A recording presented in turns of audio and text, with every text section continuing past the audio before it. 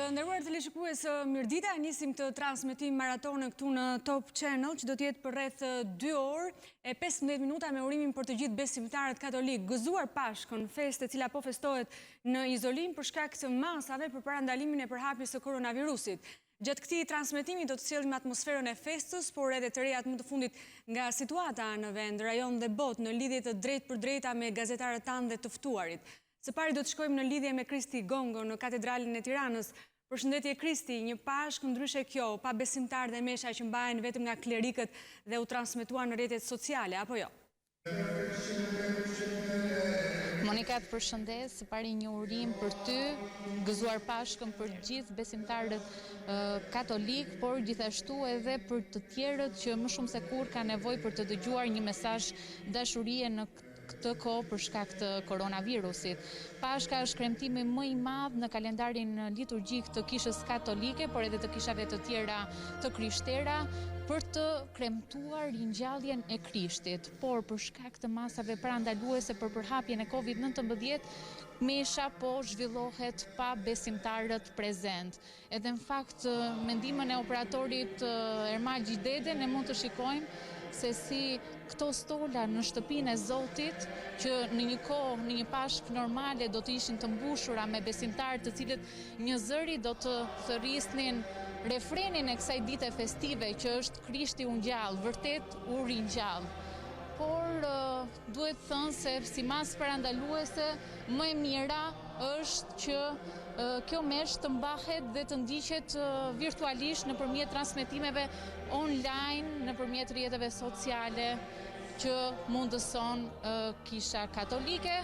Këtu në katedralen e Shëmpalit ne do të dëgjojmë edhe mesazhin që motra Teuta Buka ka për të ndarë me të gjithë teleshikuesit e Top Channel. Motër Teuta, gëzuar Pashkën? Gëzuar, përshëndetje. Si është për ju që të festoni një Pashkë pa prezencën e besimtarëve? Të them të vërtetën, është një Pashkë se kemi jetu asnjëherë kështu. Është e vërtetë që gjatë kohës së komunizmit e jetonin Pashkët nëpër familjet tona. Edhe sigurisht nuk kishim mundësi të mblidheshim. Në fillim na u duk sikur po kthehet kjo mungesa që kishim. Në të vërtetë besimtarët nuk janë pranishëm fizikisht, por sigurisht janë shumë pranishëm në lutjet tona. Ne që kemi pasur fatin të marrim pjesë në rritet e Pashkëve edhe për arsye të mundësisë së kremtimit, kemi ndjerë edhe përgjegjësinë ti përfaqësojmë ata këtu, janë pranishëm, sigur ta ndjekin nëpërmjet ekranit, janë krijuar shumë mundësi me mediat, me direkta, me Facebook-ën, shumë mënyra të tjera, kështu që ato janë duke na ndjekur edhe në këtë mënyrë vazhdojnë të luten, se ne lutjen e kemi në shpirt dhe Jezusi është ringjallur për te çdo muri, për te çdo mundësie që takohemi. Kështu që janë pranishëm edhe ne në lutjen tonë tani edhe në zemrën tonë. Edhe i shikojmë të vendet e i mendojmë pak a shumë gjithë se kush ulet në atë vendin, po edhe të tjerët që ndoshta nuk vinë gjithmonë. Ka ndryshuar rritet në këtë ditë festive që nuk është në prezencën e besimtarëve? Jo, ne rritet kemi bërë disa gjëra, eliminuar disa gjëra, për shembull të premten e madhe kur bëhen mundimet e Krishtit, nuk kemi puthur kryqin si zakonisht e bëjmë për arsye të koronavirusit, po ato pak besimtarë që ishim këtu e kemi nderuar kryqin e shenjtë. Domethënë kemi evituar disa gjëra për shkak të edhe ne që ishim pranishëm, të tjerë që s'kan mundur të vinë, ashtu sikurse edhe Papa Francesku i ka ftuar meshtarët, ja kanë gjetur mënyra nga më të ndryshme që t'i jenë afër besimtarëve, t'i mundsojnë atyre edhe përgatitjen për Pashkë, rrëfimet me distancat e duhura, por ato traditat e vogla që ne kemi si shqiptar, bekimin e bukëve, të vezëve e tjerë. Domethënë duke respektuar orare, duke respektuar edhe rregullat higjienës e gjithçka, kanë gjetur çdo meshtar, çdo prift ka gjetur edhe mënyrën të jetë afër besimtarëve të vet. Vijon tradita e kësaj dite Pashke me trokitjen e vezëve. Po, është një traditë, ajo është një traditë shumë e lashtë faktikisht, është përpara ebrejve dhe ka vazhduar të jetë, është oferta e fryteve të para, por veza në veçanti është simboli i jetës, është ngjyrë me të kuqe. sepse Krishti u ngjall me të vërtetë u ngjall. Ishte një ditë kur më përpara festoheshe diçka e tillë, dhe pastaj është në krishtërim këto popullata që e kanë pasur si traditë kanë ruajtur duke i shtuar këtë elementin e të kuqes që tregon Krishti ka dhënë jetën për ne dhe është ringjallur. Në ndryshim nga herët e tjera, kjo pashk i ka mbledhur njerëzit në shtëpi që prej të shtunës, edhe vijon të festohet sot dreka e pashkës. Po, dreka zakonisht është një drekë festive, nuk është se ka një gjë të veçantë, shpesh është qengji ai që është në tryezat e besimtarëve, po nuk ka rëndësi ka të jemi bashkë, të kemi marrë mesazhin e ringjalljes. E ta kemi kujtuar vetes nga një herë, sidomos kur janë këto periudha të vështira, sikur harrojmë, po Krishti është ringjallur, e ka thyer historinë që para 2000 vitesh. Ju falenderoj.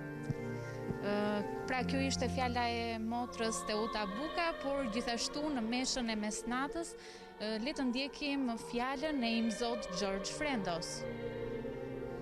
Me kisha të boshatisura në gjithë vendin, besimtarët katolik si kur më parë në histori u detyruan të ndjekin nëpërmjet rrjeteve sociale ceremonitë e Pashkës për shkak të pandemisë globale. Dhe e ndritur nga shkëlqimi i mbretit të amshuar. Drejt për drejt nga katedrali e Shën Palit këtu në Tiranë u përcollën mesazhe shprese në këtë ditë ringjalljes së Jezu Krishtit. Arkipeshkvi i Tiranës, Durrësit dhe gjithë Shqipërisë imzot Gjorgjo Ofredo dhe drejtues të tjerë të kishës katolike u lutën për kapërcimin e kësaj situate të rëndë me të cilën po përballet njerëzimi. Vlezër motra, pasi kemi hir kremtorisht me vigjiljen, ta dëgjojmë tani me zemër të qetë fjalen e hyjet. Të kujtojmë se si hyje shpëtoi popullin e vet në kohet e kaluara, dhe si në kohën e fundit na e dërgoi birin e vet qelbues. Të lutemi që hyj ta çojë drejt qelbimit të përsosur këtë vepër shpëtimtare të pashkëve. Të lutemi, o hyje gjithëpushtetshëm dhe i amshuar, ti je mrekullueshëm në të gjitha veprat e tua, bëj që bitë tu që ke shëlbuar të kuptojnë se krijimi i botës në fillim ishte vepër e shkëlqyer, por ma i shkëlqyer ishte në plotësinë e kohës shëlbimi i tyre me flijimin e Krishtit pashkëve tona. Ai jeton e mbretëron në shekuj të shekujve. Të lutemi, o hy, ati i besimtarëve, ti që në mbar botën ishton bitë premtimit tënd duke udhëruar hirin e beresimit dhe me misterin e pashkëve, birin tënd Abrahamin e bën atin e të gjithë kombeve. Po si po festohet Pashka në Lezhë, do të lidhemi tani me kolegen ton, Kristiana Pema. Kristiana, mirëdita. Përshëndetje Monika. Unë në fakt ndodhem në afërsitë e katedrales Shën Nikolës në qytetin e Lezhës, ku pak më parë ka përfunduar edhe mesha e shejtë. Mesha e shejtë e cila u mbajt nga Monsignor Ottavio Vitale pa praninë e besimtarëve katolik, kjo si pasojë e situatës në të cilën ndodhet vendi ynë. Monsignor Ottavio Vitale përcolli mesazhe urimi për të gjithë besimtarët dhe mesazhe shprese për të kaluar sa më parë kjo situatë në të cilën ndodhet vendi ynë. Besimtarët e krishterë po e kalojnë festën e Pashkës ndryshe këtë vit, ndryshe për shkak se janë të detyruar ta festojnë Pashkën në shtëpitë e tyre pa patur mundësinë që të shkëmbejnë edhe vizita tek të afërmit e tyre. Nëse ke biseduar me ta, Kristiana, si po ndihen, ndërkohë që po e festojnë në këtë mënyrë, pra brenda shtëpive të tyre? Në fakt, kjo është hera e parë që pas periudhës së komunizmit që besimtarët e krishterë detyrohen që t'i kalojnë Pashkët në këtë mënyrë, por mundohen që të gëzojnë edhe kështu, mundohen që të gëzojnë në praninë e njëri tjetrit, në praninë e familjarëve të tyre. Mirë, Kristiana Pema, unë falenderoj për këtë raportim të drejt për drejt nga qyteti i Lezhës. Papa Francesku mbajti meshën e Pashkës pa besimtarë, ati shenjtë u lutë që njerëzit të mos bien prej frikës dhe të bëhen lajmëtar të jetës. Ndërkohë në të gjithë botën, mesha e Pashkës u mbajt pa besimtarë.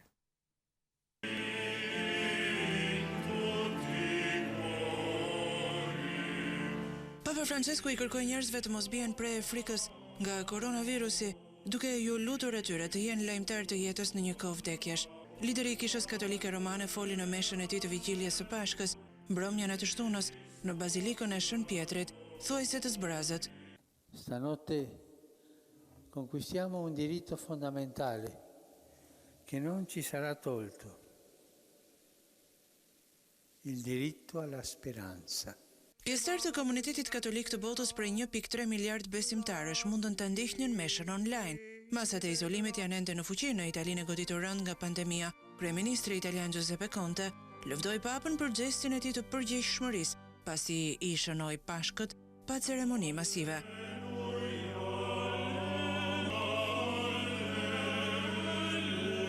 Në fakt të krishterët në të gjithë botën po e festojnë Pashkën, datën më të rëndësishme në kalendarin kristian, si asnjëherë tjetër. Masat e kufizimit për shkak të koronavirusit të ri kanë detyruar qindra e miliona njerëz të qëndrojnë në shtëpitë e tyre. Shumë prift të rinj I kanë kryer meshat në kisha pa besimtar. Mi benedica Dio Onnipotente, Padre, Figlio e Spirito Santo. Amen.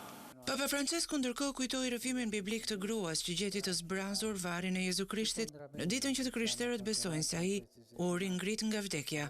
Edhe atëherë kishte frikë për të ardhmen dhe gjithçka që duhej rindërtuar, një kujtim I dhimbshëm, një shpresë ndërprer.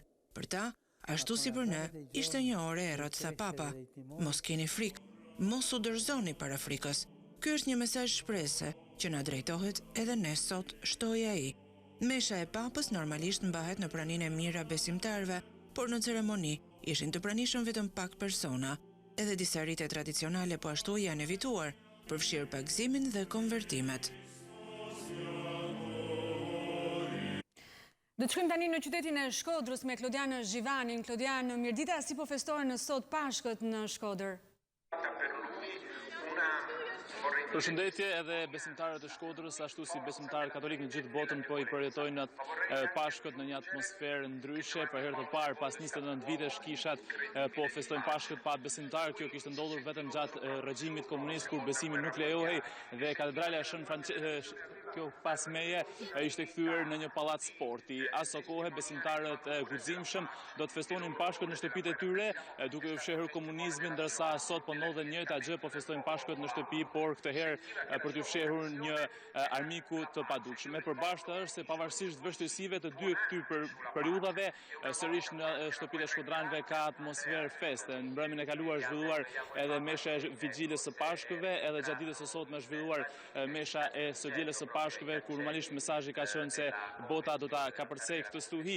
Normalisht një lutje veçantë është bërë për të gjithë mjekët që janë në vijën e parë të kësaj lufte. Ndërkas në orën 12:30, sipas në udhëzimit të Kishës Katolike, në të gjitha katedralet e vendit do të bien për një herë shkumonët si një mesazh se Zoti nuk do ta lërë vetëm botën përballë kësaj stuhie të COVID-19. Dhe ne kemi besim të plot për këtë. Klodian, do të flasim tani për emergjencën COVID-19. A kemi raste të reja sot në Shkodër?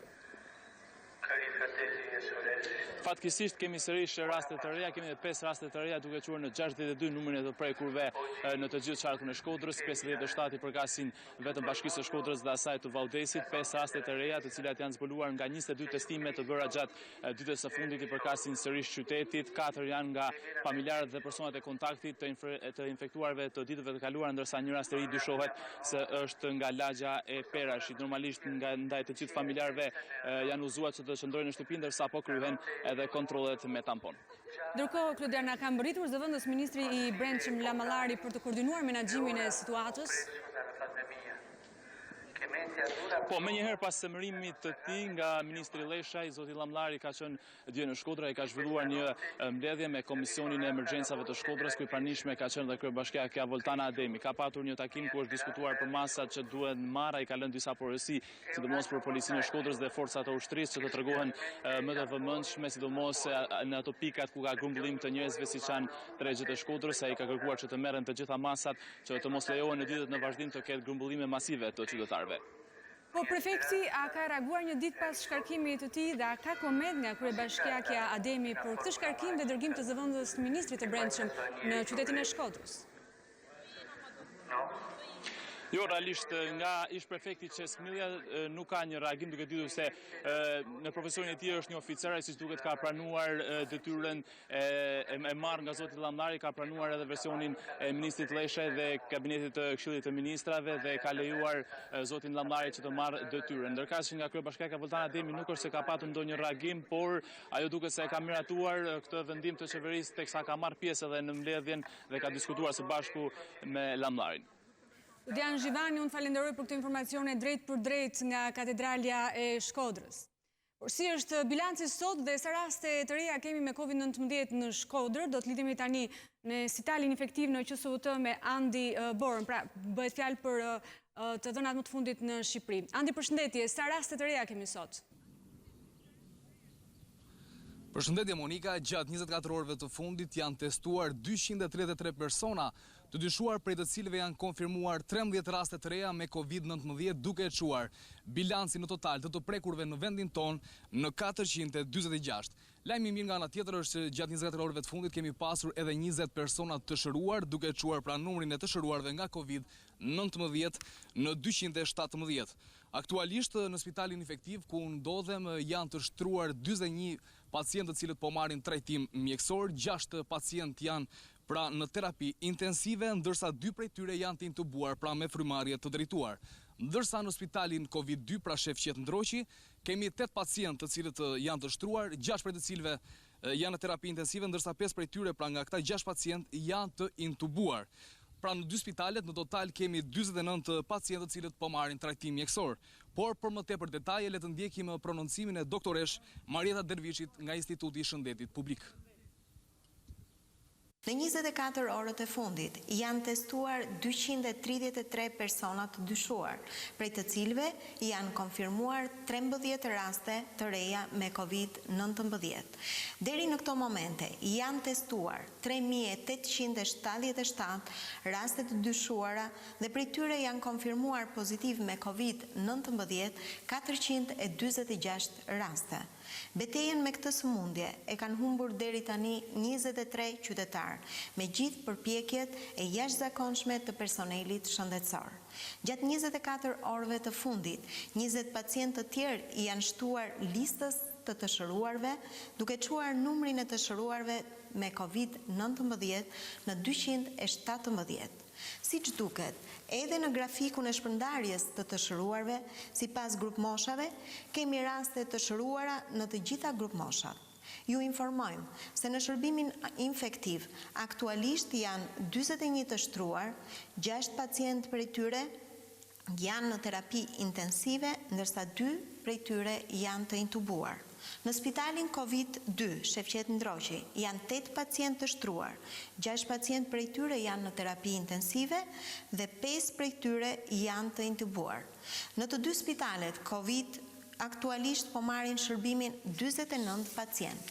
Harta e të prekurve nga COVID-19 zjerohet në Tiranë me 6 raste, Shkodër 5 raste dhe Durrës me 2 raste. Mirë, do të shojmë tani se si po respektojnë rregullat e izolimit, do të lidhemi me Muhamet Veliun këtu në Tiranë. Muhamet, përshëndetje, apo respektohet izolimi sot në Tiranë? Monika, mirë dita, kjo është java e 4 kur zbatohet ndalim qarkullimi 40 orësh, pra ky ndalim qarkullimi ka nisur dje në ora 13 dhe mbaron nesër në ora 5 të mëngjesit.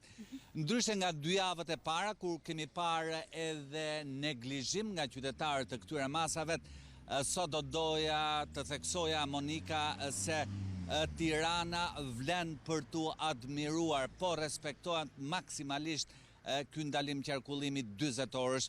Unë ndodhem në kryqëzimin e rrugës Elbasanit, operatori Sajmir Gera në ndihmon me planet, siç dhe ju mund ta shikoni, gjithçka është e boshatisur, nuk shikohet këmbë njeriu në rrugë, ndërkohë ka vetëm pak makina të cilat lëvizin.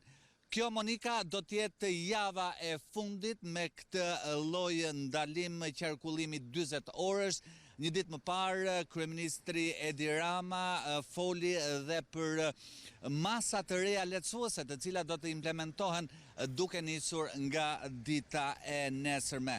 Qytetarët nga nesër do të kenë mundësi të drejtohen farmacive, bankave dhe dyqaneve ushqimore deri në orën 17:30 të pasdites. Sipas kryeministrit Edi Rama, nëse kurba e infeksionit do të qëndrojë në trendin aktual, do të shihet mundësia e lëvizjes me automjete private të atyre që punojnë në hapësirën e lejuar të aktivitetit ekonomik.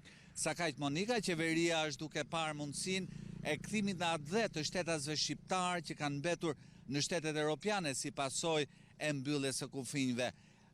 Pritet që nesër qeveria të publikoj planin e një hapje shumë graduale të rrugës të riadhesimit me kushtet përkatëse detyruese të karantinimit 14 ditor nën rregulla të forta sigurie. Pra, Monika, duke nisur nga nesër, do të shikojmë disa masa të reja lehtësuese për qarkullimin e qytetarëve. Dhe nga nesër do të shohim në fakt se si do të aplikohen këto masa tek qytetarët e thjeshtë dhe sa do të ruhen pikërisht nga kjo pandemi e cila në fakt ka pushtuar gjithë botën. Muhamet Veliu, unë falenderoj për këtë raportim të drejt për drejt nga Tirana. Vali Qurfyqi, gazetari jon, ndodhet në Mans të Durrësit me banorët që ndodhen në çadër për shkak se tërmeti 26 nëntori të shkuar i la pa shtëpi. Përshëndetje Vali, si po i kalojnë banorët atje këto ditë izolimi në çadër? Përshëndetje Monika, në fakt janë ditë të vështira për të gjithë banorët që e kalojnë në çadër, siç është edhe familja Tafa, pranë së cilës u ndodhem sot, për bri banesës së tyre që u kthyen në të pabanueshme nga tërmeti 26 nëntorit, ndodhet edhe çadra, e cila me ngrohjen e temperaturave paraqet problemet e saj qëndrimi aty, kështu që është vërtet e vështirë të përballesh në një situatë të tillë ku shtëpia është e pabanueshme. Çadra dhe insektet, por edhe zvarranikët që deportojnë brenda saj kthehen në vështirësi të tjera për këtë familje, por edhe për familje të tjera që ndodhen në të njëjtat kushte. Për më tepër, unë po i drejtohem vetë familjarëve. Si po i kaloni këto ditë? Shumë vështira kalojmë, mes çadrës e shtëpisë. Vim ke shtëpia kemi frikë, shkojmë ke çadra kemi frikë, me kushte shumë të vështira. Tani edhe nga kjo s'kemi kushte as me ujë, me ujë pusi. Lajmë dorët me test në enë, nuk kemi asnjë kusht. Kam vera është e smur, kalamajti kam të vogël, shumë kushte të vështira. Ju nuk punoni? Për momentin ja, pa punësi e madhe. Pa të përmut e ke mua e gjetin. Tani e të era punë gjatë sëmundës Koronavirus. Tani kena njëri u po një muaj e gjysë, që kena njëri për zotë. Me që kampi e tyre u izolua edhe ju mbetët të? Kena njëri pa punë, nuk u di që me punë. Pa patë mundësime në mundë, zotë është shërbet. E vetëmi e ardhur më thatë që është pensioni i nënës, që është i sigurt. Si veç me ata, gjithë ma t'ja marrë ilaçe, sa është e smur, me zemrë, me tension, ma të kushte me shumë të vështira, shumë pak, shumë vështira, na nuk na dalin, as për detergjente, gjona nuk na dalin, na shumë vështira. Ke vend t'je në klasë të parë, më thuaj pak si po mëson. Si po mëson? Në jetëtare, kështu, mësoj fletore, po, në abetare në mësoj. Ke vend çdo bëhesh kur të rritesh? Do bëjmë gazetare në polic.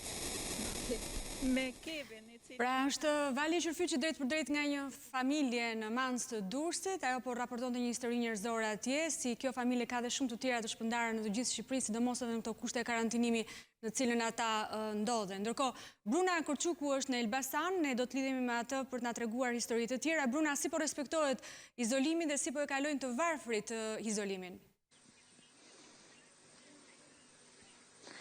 Në fakt duket se sot situata e izolimit po kalohet qetësisht, pra nuk ka njerëz në rrugë ashtu siç kishte një ditë më përpara, duket se kemi një ndërgjegjësim pak a shumë sot, mëngjesin e sotëm, Por do doja t'ju raportoja një tjetër familje. Në lidhje tona direkte në kronikat tona her pas here, kemi qenë pranë familjeve në nevojë, sidomos në këto ditë të vështira. Në rast se deri dje gjendja e këtyre familjeve ishte e vështirë, në këtë periudhë karantinimi është bërë e pamundur. Unë ndodhem në lagjen Kongresi Elbasanit, në banesën e zonjës Suela Faruku. Suela së bashku me 2 fëmijët e saj adoleshent jeton në kushte ekstreme varfërie.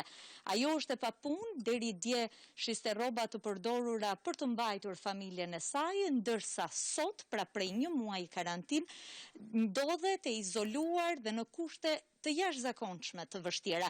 Unë do të kem mundësi që në kronikat tona më pas t'ju pasqyroj edhe gjendjen brenda të kësaj familje, për shkak se në muret e kësaj godine sinjali jon live ka probleme, ne do t'u sjellim atë më vonë.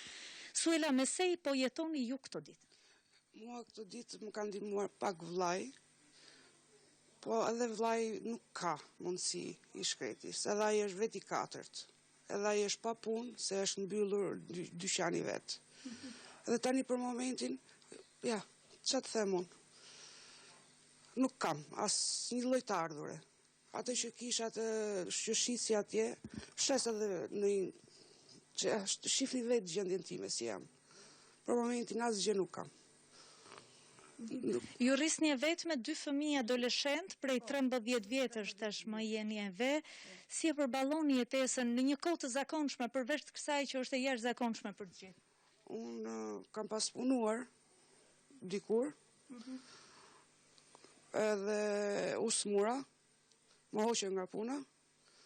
Tani kam punuar pastaj ke rrobat e përdorura.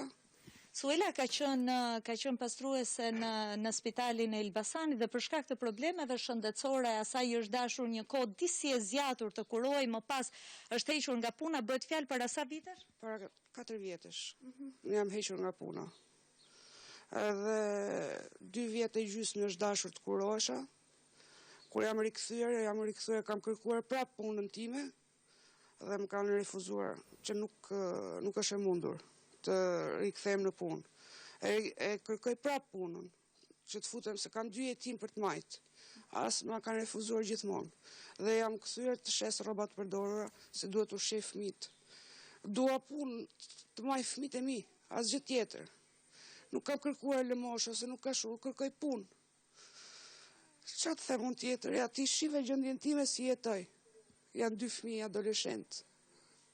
Suela, në këto ditë fëmijët janë të 2 në shkollë, në gjimnaz besoj, po bëjnë mësim? Kanë mundësi të bëjnë mësimin online, pra keni kompjutera, telefona? Telefon kanë, përdorin telefonin. Përdorin telefonin tënë? Po, telefonin tim që unë, atë kam. Kam paguar, ma ka paguar vllai internetin, që e paguaj vetëm për të shkolluar fëmijët. Vetëm për të shkolluar fëmijët. Atë nuk ma ka lënë, nuk ma ka ndërprer vllai. Po për ilaçet tuaja, prej shumë kohësh ju kuroheni? Po, ato më i ka ble motra, që ma falë zoti, më ka ble për 1 vit, edhe më tha i motër, edhe ajo ka 3 fëmijë, nuk është ndarë nga i shoqi, edhe ajo nuk ka ma, thot. Edhe këtë vit, thot, po t'i laj, thot, ilaçet. Pastaj mrapa nuk kam qa të baj, thot. Suela, faleminderit. Por mendoni se sa ka si këto familje, si familja Suelës dhe të tjera, familje në gjendje shumë të vështirë ekonomike. Familje që nëse deri dje kishin një mundësi të dilnin në rrugë, sot prej 1 muaji janë pothuajse pa bukë. Le të themi, janë pothuajse pa bukë. Nëse nuk ekziston një i afërm, këto familje janë në gjendje shumë të vështirë. Bruna Kurçuku, unë falenderoj për këtë histori njerëzore që solle drejt për drejt nga Elbasani. Ne e tham dhe kemi ripërsëritur disa herë se këto janë histori që i ka Shqipëria, sidomos në këto ditë karantinimi bëhen akoma dhe më të vështira për të jetuar. Por si është situata në Gjirokastër? Gazetare jon Kristina Afidhi na sjell të rejat e fundit. Përshëndetje Kristina, atëherë çfarë të rejash kemi nga Gjirokastra? Unë gjendem në aksin nacional përballë qytetit të Gjirokastrës, është përgjatë këtij aksi janë një seri hotelesh që do të akomodojnë dhe janë duke akomoduar në fakt emigrant që vinë nga Greqia dhe do të kalojnë karantinën në Gjirokastër, në fakt në të gjithë territorin e qarkut. Ata dje dhe në ditët e kaluara kanë adresuar probleme serioze në fakt, edhe të gjendjes psikologjike që i kemi raportuar më parë, por edhe kanë pasur ankesa për shërbimet.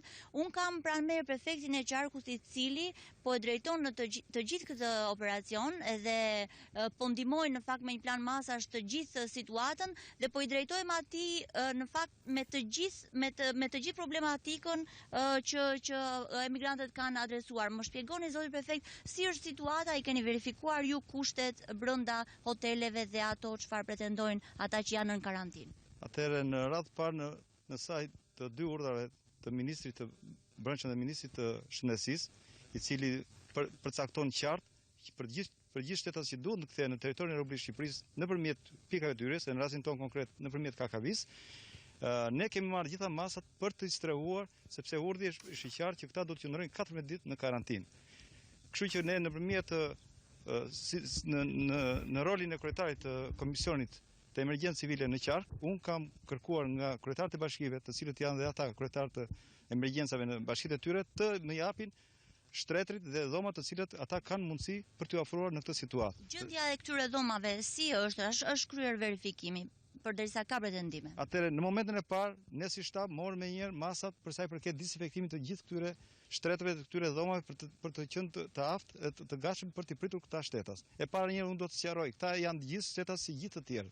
Pra janë njerëz të cilët kanë punuar dhe janë fatmirësisht deri tani të gjitha kanë dalë negativ nga kontrollet që janë bërë nga ana e shëndetësisë. Kështu që kemi 47 gjithsej në të gjithë qarkun që po akomodohen. Po shërbimi i ushqimit për ta, shoh që disa hotele nuk e ofrojnë këtë. Si ndodh në këto raste dhe si do ndodh në vimësi? Pra, në kushtet kur u ndaluan të gjitha hotelet, të gjitha shërbimet hotelire, restorante, detyrimisht dhe këto patën këto probleme. Megjithatë, nëpërmjet bashkive, unë kam organizuar, kam drejtuar që bashkitë do të marrin përsipër përgatitjen e ushqimit 24 orësh dhe do të ofrohet atyre i ngrohtë në mëngjes drejt darkë. A është e vështirë kjo gjë, se duket disi e vështirë? Po. Do ta pranojmë që është e vështirë. Në momentin e parë ndoshta ishin skeptik shumë kryetar bashkisë, por tani tashmë ka filluar puna dhe ashtu po veprohet dhe në hotelet që dy hotelet që janë në bashkinë Dropull, ku kryetari i bashkisë bashkë me stafin e tij po punon dhe po afron këtë mundësi, njëkohësisht edhe në bashkinë e Gjirokastrës është e njëjta situatë sepse hoteli që është ofruar dhe unë në këtë rast do të falenderoj të gjithë këta administratorë të cilët në këto momente të vështira e afruan mundësinë që kishin.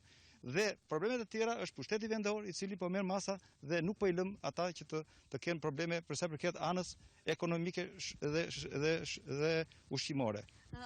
Disa prej emigrantëve kanë patologji të tjera, nuk kanë fare të bëjnë me COVID-19. Si po e marrin ata shërbimin, sepse disa prej tyre kishin ngelur dje për shembull pa ilaçe. Atëherë në këto kushte ne kemi kërkuar nëpërmjet të zyrave që kemi qoftë në Dropull që është për kujdesin të shëndetësor dhe në Gjirokastër, të cilët mjekët e familjes kontaktojnë dhe marrin, kanë lënë 3 numrat në dispozicion të këtyre dhe për çdo shqetësim, për çdo problem që kanë ata nga pikpamja shëndetësore, këta do t'i drejtojnë këtyre mjekëve dhe këta do të ofrojnë me njëherë shërbimi shëndetësor. Pra është një situatë që duket se do të marrë Pra, si shikojnë, këta do të vazhdojnë jetën siç mund të ishin në familjet e tyre. Pra, ky është ndryshimi sepse këta nuk janë në shtëpinë e tyre, por janë në Gjirokastër dhe ne do të përgjigjemi me të gjitha mënyra për t'i respektuar si shtetas në radhë parë, por njëkohësisht dhe si qytetar të denjë dhe ta kryejmë me sukses këtë karantinë. Faleminderit zot. Do doja me këtë rast të falenderoja juve dhe njëkohësisht të uroja Pashkët, me që jemi në ditën e Pashkëve, gëzuar Pashkët për gjithë shtetet shqiptare. Gëzuar edhe për ju.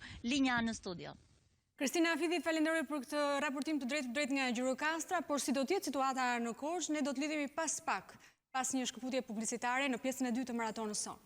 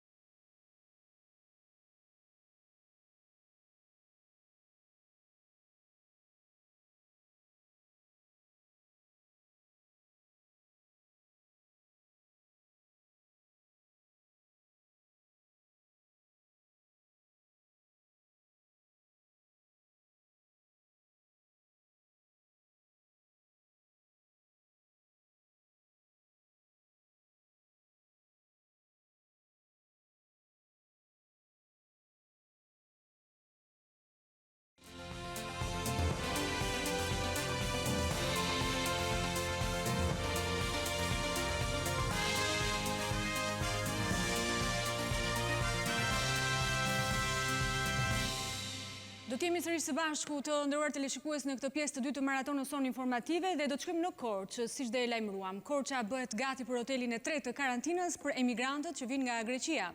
Detaj do të na i sjell tani Dorila Çule. Përshëndetje Dorila, atë çfarë të rejash ke mundur të mësosh mbi ndërtimin e hotelit të tretë të karantinimit të personave apo emigrantëve që vinë tashmë nga Greqia? Përshëndetje, në fakt në ndodhemi pikërisht para hotelit të cilit mund ta quajmë Covid-3, pasi dy hotelet e para janë mbushur, ndërsa shifra e emigrantëve që kanë hyrë gjatë këtyre ditëve ka arritur rreth 90 persona, janë shtetës shqiptarë të cilët nuk kanë qenë rezident në Greqi dhe që vazhdojnë të drejtohen kufirit shqiptaro-grek për të hyrë në Shqipëri, ndërsa pasi është mbushur fillimisht ish kampi i punëtorëve që ndodhet në kozrat e qytetit, një tjetër hotel në Unazëm, pra në periferi të Korçës, është mbushur ditën e djeshme, ndërsa personat e fundit që janë drejtuar Shqipërisë janë akomoduar dhe janë duke qëndruar pikërisht në këtë hotel që ndodhet në lagjen 18 të qytetit të Korçës. Të gjitha hotelet, sikundër ka qenë e paralajmëruar, monitorohen nga policia dhe forcat e ushtrisë në mënyrë që të mos lejojnë daljen e këtyre personave që do të qëndrojnë të izoluar për 14 ditë në këtë qytet, ndërkohë që nuk kanë munguar as rastet kur janë marrë kampion për të testuar për Covid-19 për personat të cilët kanë patur probleme shëndetësore, por nga informacionet që ne kemi marrë kanë rezultuar negativ fatmirësisht, duke qenë se në gjitha këto hotele nuk mund të shmanget plotësisht qëndrimi në kontakt me njëri tjetrin i këtyre shtetasve që janë kthyer nga Greqia dhe që edhe mund të jenë të prekur pasi janë persona që kanë një risk për të qenë pozitiv në Covid-19. Gjithsesi, deri në momentin që ne jemi duke folur, situata paraqitet e qetë, në rastet kur janë hasur edhe problemet të tjera shëndetësore të këtyre personave, ata janë trajtuar nga mjek dhe ju janë mundësuar medikamentet për të mbajtur sigurisht gjendjen e tyre shëndetësore si duhet, edhe sa i takon furnizimit me ushqime, nuk ka munguar, ndërsa ka patur raste kur flasim për banor të Korçës që janë gjithsesi duke qëndruar në këto hotele, edhe familjarët kanë patur mundësinë që të çojnë atyre ushqime për ta lehtësuar më tepër përballlimin financiar të kësaj gjendje, pasi të gjithë ata përveç 25 personave të parë që erdhën nga Kapshtica do t'i paguajnë shpenzimet e tyre vet. Ndërkohë që fluksi ose ardhja e këtyre personave vazhdon të jetë e pranishme, nuk ka deri në momentin që flasim për ditën e sotme persona që janë drejtuar kufirit, por pritet që gjatë javës në vazhdim të ketë të tjerë që do të tentojnë dhe do përpiqen të hyjnë në Shqipëri dhe sigurisht që ata që në kufi i nënshtrohen një kontrolli mjekësor për të parë gjendjen e tyre, sa i takon riskut nëse mund të jenë të prekur nga Covid-19, përpunohet dokumentacioni dhe më pas transportohen në hotele që janë përcaktuar nga autoritetet tona lokale për të shërbyer pra si karantina. Mirë, Dorila, për të kësaj çështje, neve kemi bërë lidhje të drejtë për drejta edhe me qytete të tjera dhe kemi dashur të dimë se si respektohen masat e izolimit të këtij 40 orëshi, le të themi të ditës së pardjeshme, dje dhe sot, deri në orët e para nesër në mëngjes. Pra, si po respektojnë korçarët këto masa izolimi?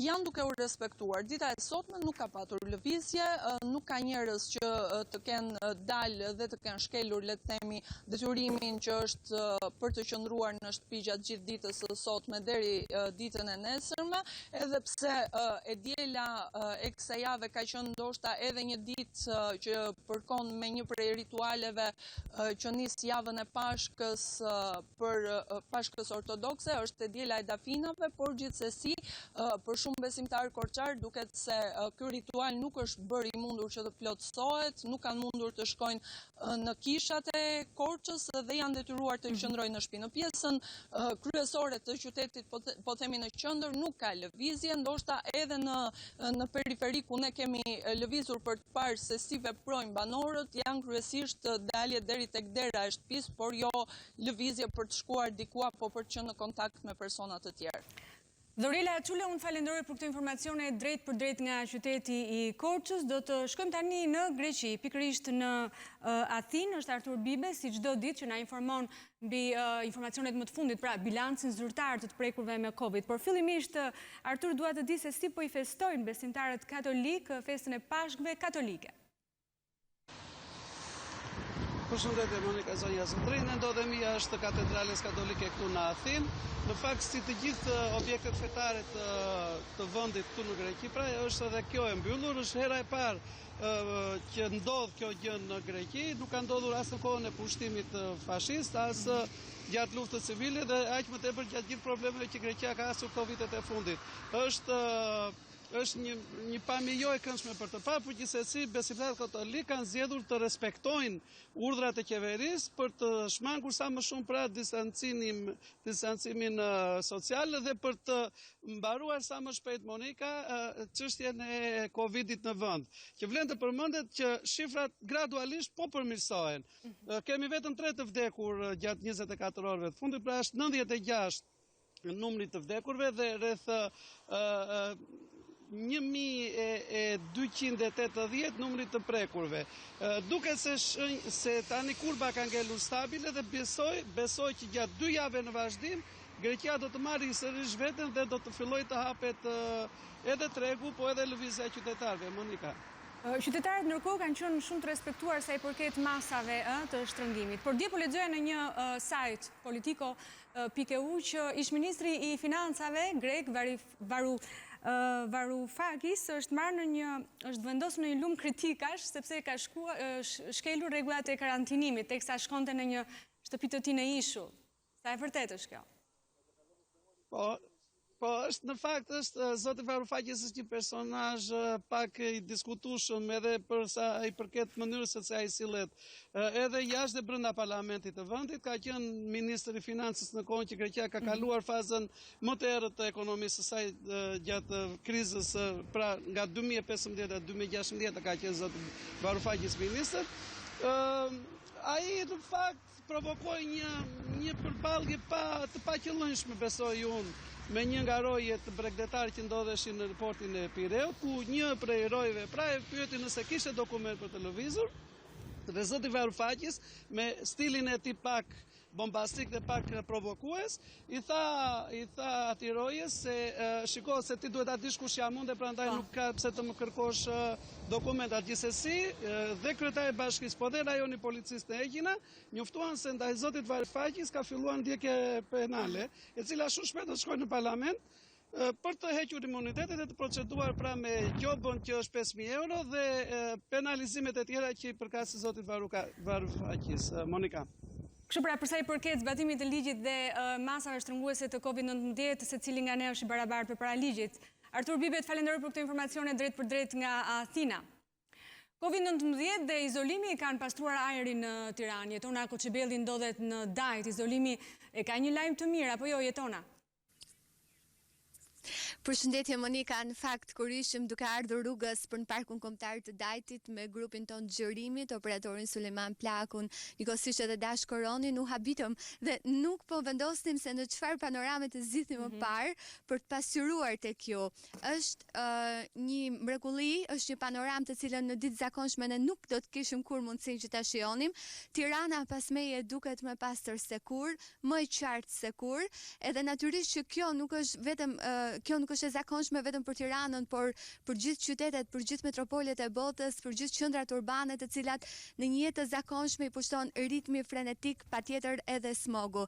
Kur po flet Times Square, kur po flet Londra, edhe kur sheshet e pjacat më të bukura të botës janë boshatisur, patjetër që kjo është e zakonshme edhe për Tiranën. Megjithatë, duke ardhur këtu po mendonim që mbase kryesorja do të ishte ose më e bukur idealja do të ishte që këto ditë njerëzit të shijonin në mal apo në plazh, duke qenë të boshatisura, duke qenë me pamje sigurisht shumë të pastra, të qarta, me ajër si rallë herë më parë.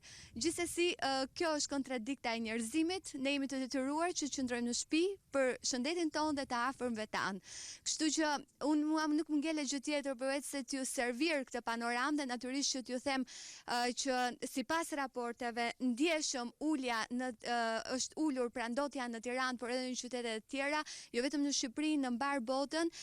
Sigurisht që në ditë zakonshme nuk do ishte e zakonshme, megjithatë si një etyt që muzikën mund ta zgjidhni si të doni, unë po ju lej që të shihoni këto pamje të Tiranës nga parku kombëtar i Dajtit, edhe sigurisht po i bashkohem edhe urimit për besimtarët katolik gëzuar Pashkët. Monika? Në fakt Jetona, sa keq që këto pamje që na ofroi kameramani ynë dhe së bashku me juve po jetojmë në ditë të vështira dhe jo as pak të zakonshme. Në ditë të zakonshme në fakt që duhet të shijojmë sepse janë ditë pranvere, nuk mundemi dot të shijojmë për shkak të tymit, pra që ngrenë makinat e shumë fabrikat e tjera ndërkohë që punojnë. Jetona Kuçibilli, unë të falenderoj për këtë raportim të drejt për drejt nga mali i Dajtit dhe urojmë që gjithsecili nga ne t'i vë gishtin kokës për të menduar, le themi, në një kohë të ardhme pak më mirë për veten, por edhe për natyrën. Edhe pse gjithë Shqipëria është në karantinë dhe në izolim për shkak të Covid-19, disa qytetarë në Vlorë kanë zgjedhur që këtë të diel të shijojnë rrezet e diellit në breg të detit. Jeni duke ndjekur në ekran të nderuar televizionist disa nga pamjet e siguruara nga Top Channel, ku shihen qytetarë të shumt duke bërë plazh, ndërkohë që rreth e rrotull nuk ka asnjë nga autoritetet e rendit për t'i këshilluar që të shkojnë në shtëpi dhe të mos bëhen burim potencial i përhapjes së Covid-19. Duken kështu në pamje, plane të bukura, por në fakt mbartin pas një lloj paniku, një lloj skepticizmi që na kap të gjithë dhe se çfarë do ndodh në ditët në vazhdim, pikërisht në masat lecuese që do të vinë dal nga dal në javët në vazhdim, kur sot paktën është dita e fundit e një karantinimi të vështirë, të thellë që ka përjetuar Shqipëria në këtë ditë. Deri më tani në Vlorë janë 5 të infektuar, ndërsa një person ka humbur jetën për shkak të Covid-19. Pavarësisht distancave të cilat shihen në ekran që janë, le themi, të respektuara, prap frika ekziston. Pra paniku ekziston dhe duhet jemi shumë të kujdesshëm për të lëruar, sidomos në këto ditë, në këto 2-3 ditë ku masat shtrënguese janë ende në fuqi. Do të shkojmë tani në Kosovë, nderuar televizionistë, është Alberta Ashani, ku siç na ka raportuar çdo ditë edhe aty është situata mjaft problematike. Përshëndetje Alberta, si duket situata e Covid-19 në Kosovë? Përshëndetje Monika, pas testimeve të bëra ditën e djeshme paksa situata është tensionuar për arsye se Ministria e Shëndetësisë ka marrë 3 vendime për futje në karantinë të 3 qyteteve, përfshirë kryeqytetit ku gjendemi ne tani komunës së Ferizajit, komunë nga e cila raportuam gjatë ditës së djeshme, e po ashtu edhe komunën e Suharekës për shkak të rritjes së numrit të rasteve. Nga 25 rastet e testuara nga Prishtina gjatë ditës së djeshme, 20 prej tyre kanë rezultuar pozitive, duke i quar numrin në 47. Kryetari i komunës Shpendameti me njëherë pas kryerjes rasteve ka kërkuar që kryeqyteti të futet në karantinë dhe të qytetarëve të mos u lejohet që të frekuentojnë qytetin, e po ashtu ata të cilët banorët e kryeqytetit të cilët janë jashtë banimeve të tyre pra të kthehen deri sot në ora 17. Në të njëjtën kohë 3 lagje të kryeqytetit, këtu ku jemi ne, Matine, Veterniku, e po ashtu lagje e Tophanës janë shpallur pra vatra të infeksionit në kryeqytet. Ne kemi ardhur te Matini për të parë se sa qytetarit janë të shqetësuar dhe po mundohen të respektojnë rregulla, duke i ditur se pikërisht kjo lagje është ndër lagjet më të prekura nga virusi dhe ajo çfarë shohim është që kemi një numër të konsiderueshëm të qytetarëve.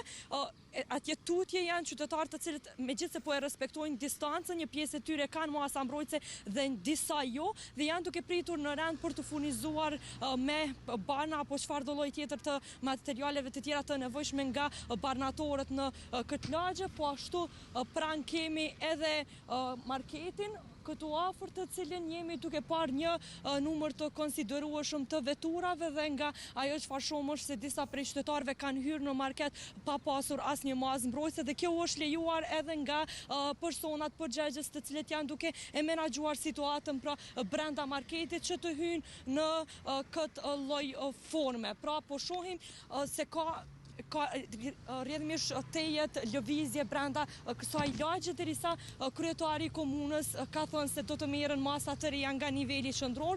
Sot pritet të ketë edhe një konferencë të jashtëzakonshme ku masa do të shtrëngohen në të gjithë vendin me qëllim të parandalimit të përhapjes të më tutjeshëm të virusit, për shkak se deri tani kemi afër 300 raste dhe ditëve të fundit relativisht janë shtuar në një numër më të madh se sa ditëve të javëve të fillimit, e që tash Kosova po hyn në javën e 5 të prekjes nga virusi Covid-19. Po ashtu vlen të theksohet se përveç kësaj komune kemi edhe komunat të tjera të cilat janë në karantine që po menaxhohen nga ana e autoriteteve, por ajo që kemi parë kur ne kemi vizituar për shembull komunën e Malishevës apo dhe disa nga komunat e tjera, kemi parë bizneset të cilat nuk i kanë respektuar pra vendimet e qeverisë, ku përveç marketeve, banatoreve, ka pasur edhe lloje të tjera të bizneseve të cilat kanë qëndruara të hapura. Siç kemi pyetur edhe dje kryetarin e komunës së Ferizajit, ka pasur dyqan i cili shet këpus në Malishev, kemi parë qebaptore, kemi parë dyqane për dyre dritare, pra disa prej bizneseve duke ju ikur autoriteteve po shfrytëzojnë mundësinë që të vazhdojnë të bëjnë biznes, e natyrisht kjo është në dëm të tyrin, por edhe të vetë qytetarëve, për shkak se sa më shumë që shtohet numri i personave të prekur nga virusi, aq më shumë do të vazhdojë kjo situatë, pra bizneset të jenë të mbyllura dhe si rezultat ekonomia nga dita e ditës vetë se po shkon duke u dëmtuar më shumë, dhe e dim për ekonominë e brishtë të cilën e ka Kosova, për shkak se viteve të fundit ka pësuar në rritje ekonomike, e që ky dëmtim i këtyre javëve të fundit mund të dëmtoj atë shumë sa që ndoshta do i duhen edhe vite për të rimëkëmbur aty ku ka qenë gjatë vitit, në fillim të vitit 2020. Pra kjo ishte situata në Kosovë, Albert Ashani, unë falenderoj për këtë raportim të drejt për drejt nga Prishtina. Për situatën në Maqedoni, do të lidhim me kolegen e Alsat Maqedoni në Shkup, Fatlume Dervishi. Fatlume, përshëndetje, si është bilanci sot me të prekurit nga koronavirusi, sa raste të reja ka dhe si është bilanci viktimave?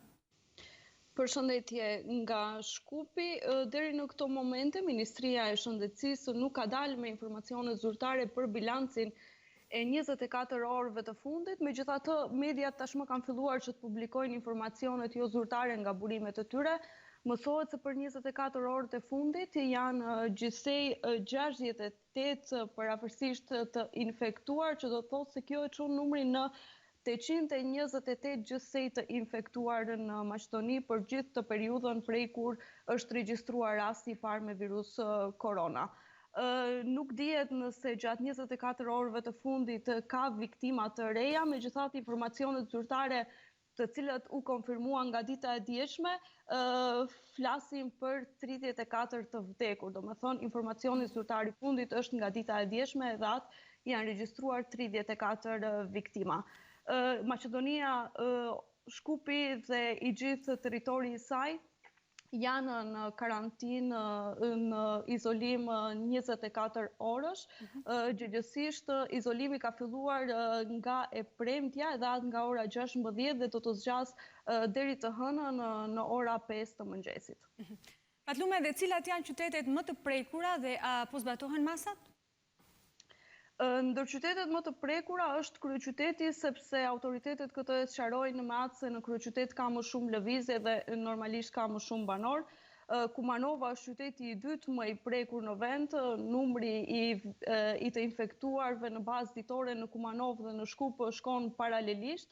Dhe gjithashtu qyteti i tretë më i prekur është Dibra e Madhe, që ka qenë një ndër qytetet ku kishte numër më të lartë të infektuarve në ditët e para të paraqitjes të koronavirusit në Maqedoni. Masat në përgjithësi respektohen, megjithatë Ministria e Punëve të Brendshme në bazë ditore njofton se ka një numër të saktuar edhe të shkeljes së masave, të shkeljes së orës policore. Mund të themi që nga 50 deri në 150 raste të shkeljes policore regjistrohen brenda ditës. Ndërkohë, si është gjendja e dy liderëve të dy partive kryesore, ndërkohë Maqedonase, kreu të VMRO DPMN dhe LSDM-s, të cilët janë dhe prej disa ditësh në izolim, pasi kishin kontakt me një gazetar që doli pozitiv me koronavirus? Dy liderët të dy partive më të mëdha Maqedonase, Zoran Zaev dhe Hristijan Mickovski, sot janë në ditën e tretë të izolimit shtëpiak. Rezultatet e tyre në virusin korona kanë rezultuar negative, megjithatë ato vazhdojnë që të jenë në kontakte të vazhdueshme me mjekët e tyre. Do të vazhdojnë të qëndrojnë në izolim shtëpiak edhe për disa ditë. Nuk dihet nëse gjatë ditëve të ardhshme do të bëhen edhe teste të tjera, megjithatë deri në këto momente, në bazë të paraqitjeve dhe komunikimit që kanë ato me publiku nëpërmjet rrjeteve sociale, thonë se nuk kanë asnjë simptom dhe ndjehen mirë. Atlume Dervishi, unë falenderoj për këtë raport që përcolle drejt për drejt nga Alsat më mbigjendjen e COVID-19 në Maqedoni. Do të shkëputemi vetëm për pak çaste dhe do të jemi sërish së bashku pas pak.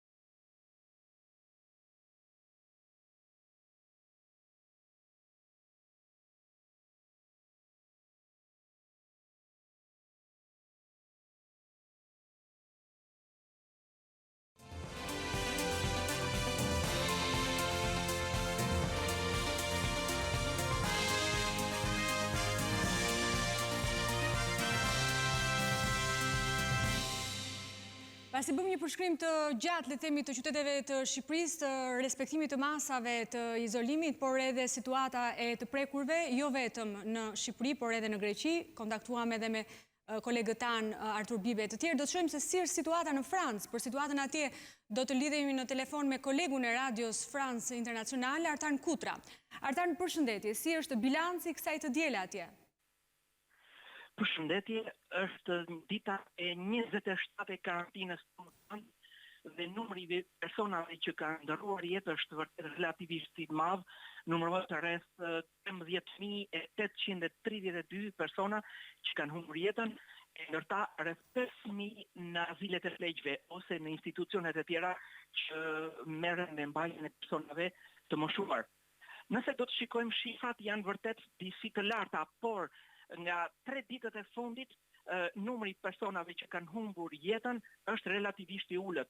Pra, vetëm në 24 orë e fundit, për shembull, në të gjithë Francën kanë humbur jetën 353 persona në spitalet e Francës.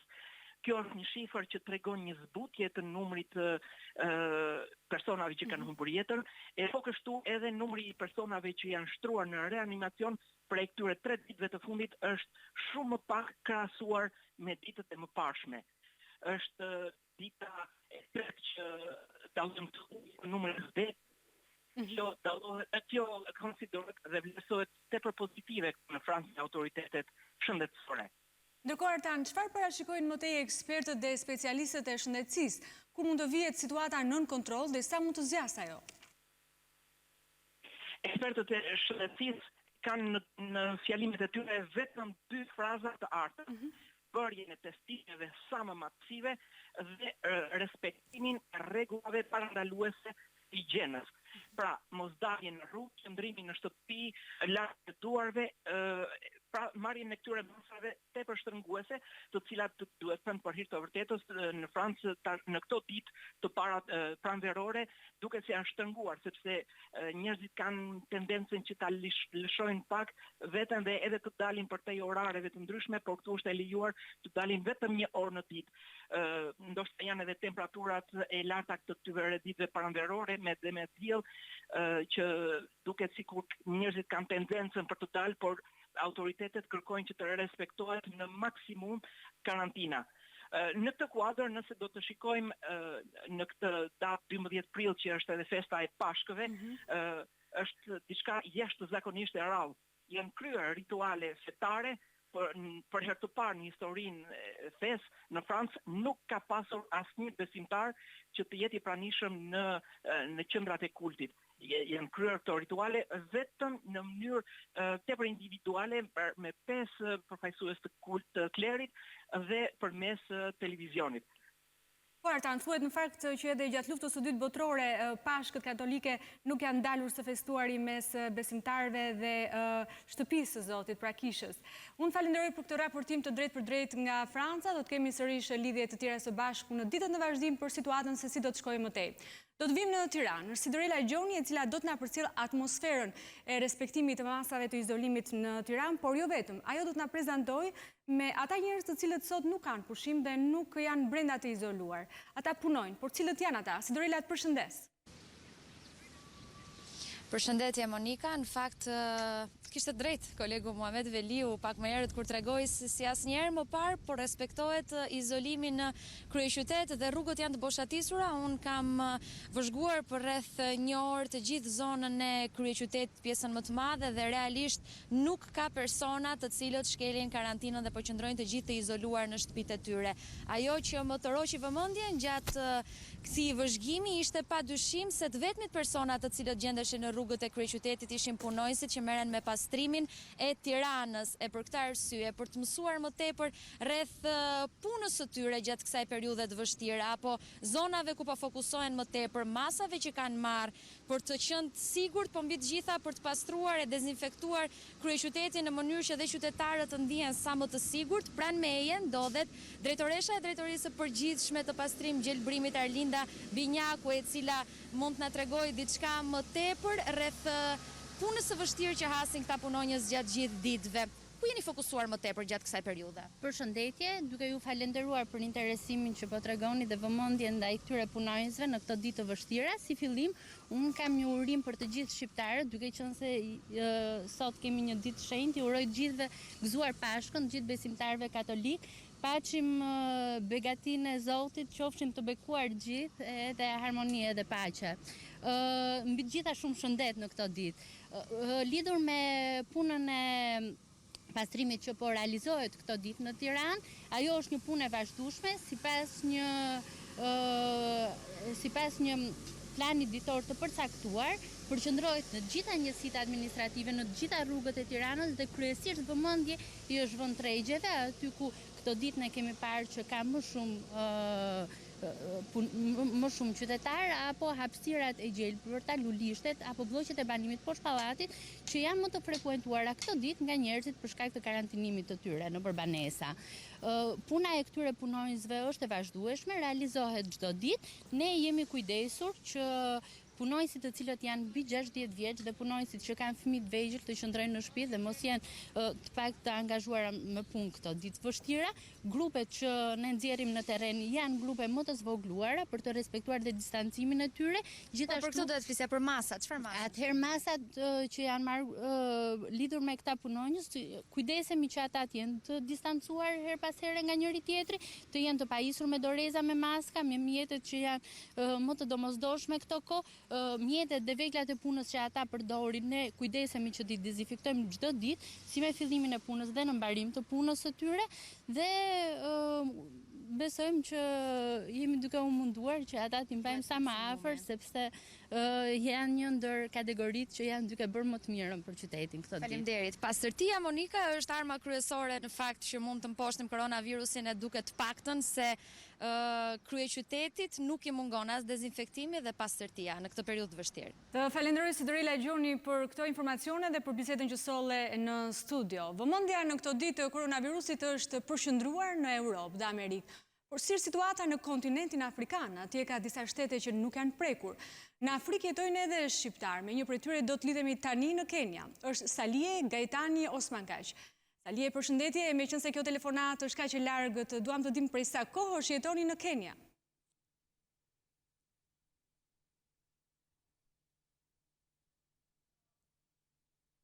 Muaj, mirë po ka familje të tjera shqiptare që gjenden prej më shumë se 10 vitesh këtu në Kenya, saktësisht në kryeqytetin e Kenjas në Nairobi. Si situata me koronavirusin atje dhe a jeni në kontakt me shqiptar të tjerë që jetojnë në Kenya, por edhe në shtetet të tjera afrikane? Po, ne në Kenya momentalisht gjendemi afër 15 familje nga vendet të ndryshme të Ballkanit.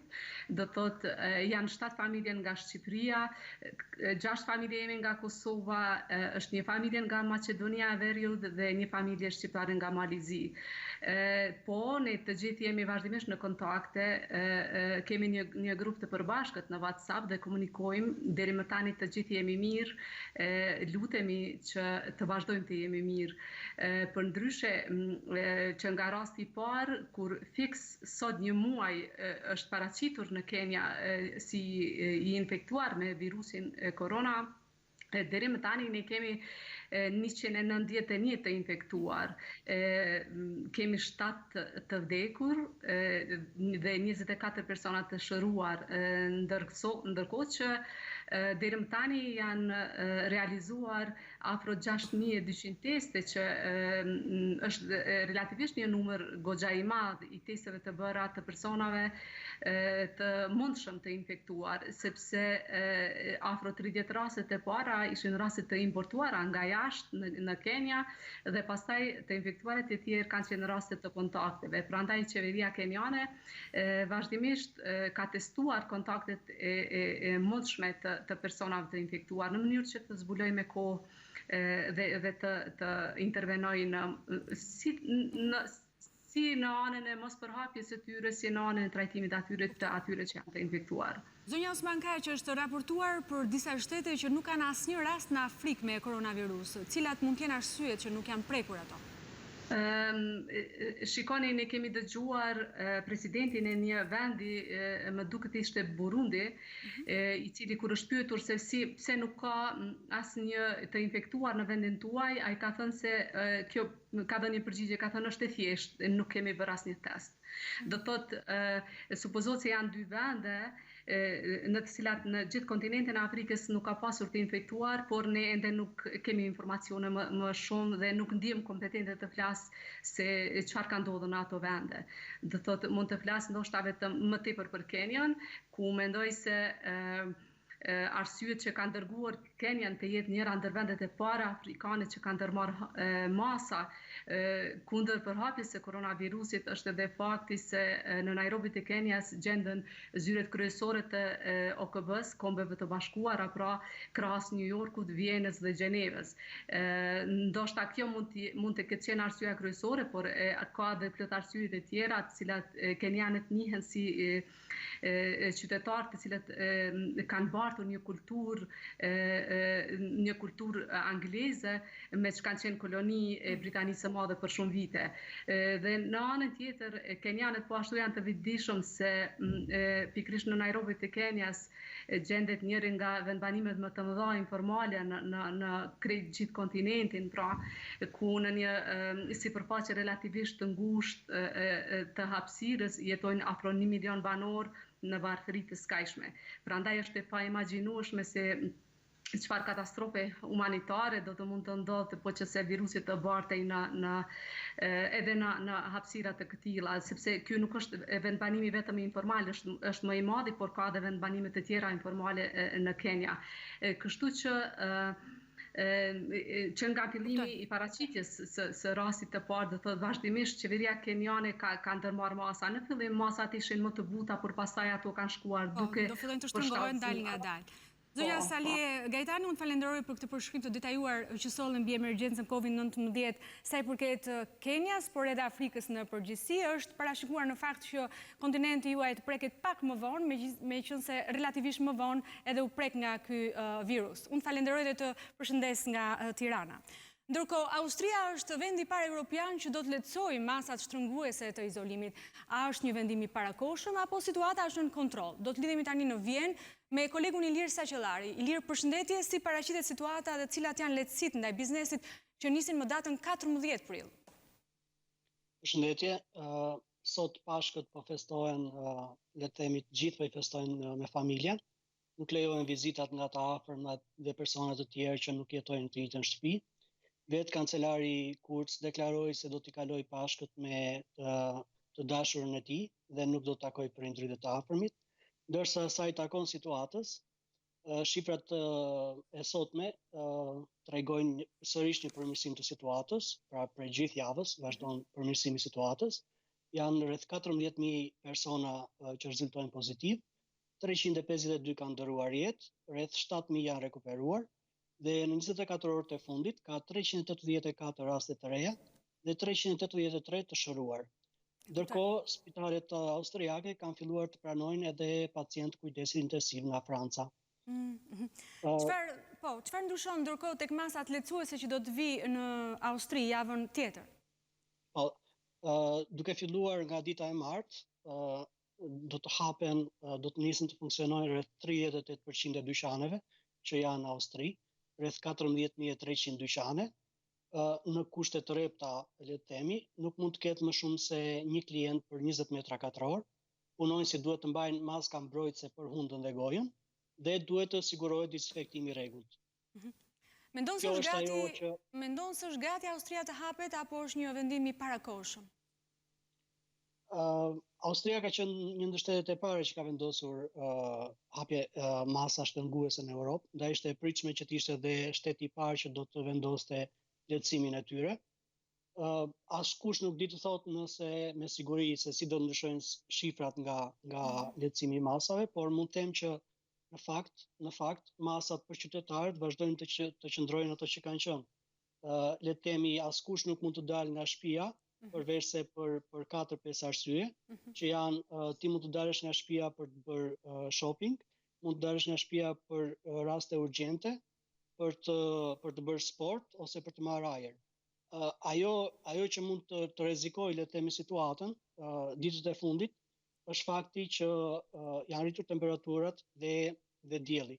Ky ndoshta mund të jetë armiku kryesor, më shumë se sa lehtësimi dhe respektimi masave në dyqane, sepse njerëzit kanë filluar që të dalin dhe të mos respektojnë këshillën për të qëndruar në shtëpi. Duke parë që ato janë vende që duan dielli, në fakt dielli është shumë joshës për të tërhequr ata për të dalë në përparqet, le themi jo vetëm tek ju, po edhe në Gjermani e në Londër. Ndërkohë, shkurtimisht Ilir, si paraqitet situata ekonomike dhe cilat janë masat e fundit që ka marrë qeveria? Rreth 50, sipas një studimi më të fundit, rreth 57% e austriakëve po shpenzojnë më pak se sa përpara krizës. Janë rreth 500.000 të papunë, nga të cilët 160.000 janë shtuar vetëm gjatë muajit mars. Qeveria ka rritur në 30 milion fondin për mbështetjen e familjeve të prekura nga Covid dhe aktualisht të papunët marrin rreth 55% të pagës së mëparshme, por më lër vetëm të shtoj diçka tjetër lidhur me atë që do të ndodhë gjatë këtyre pas ditës së martë të temi.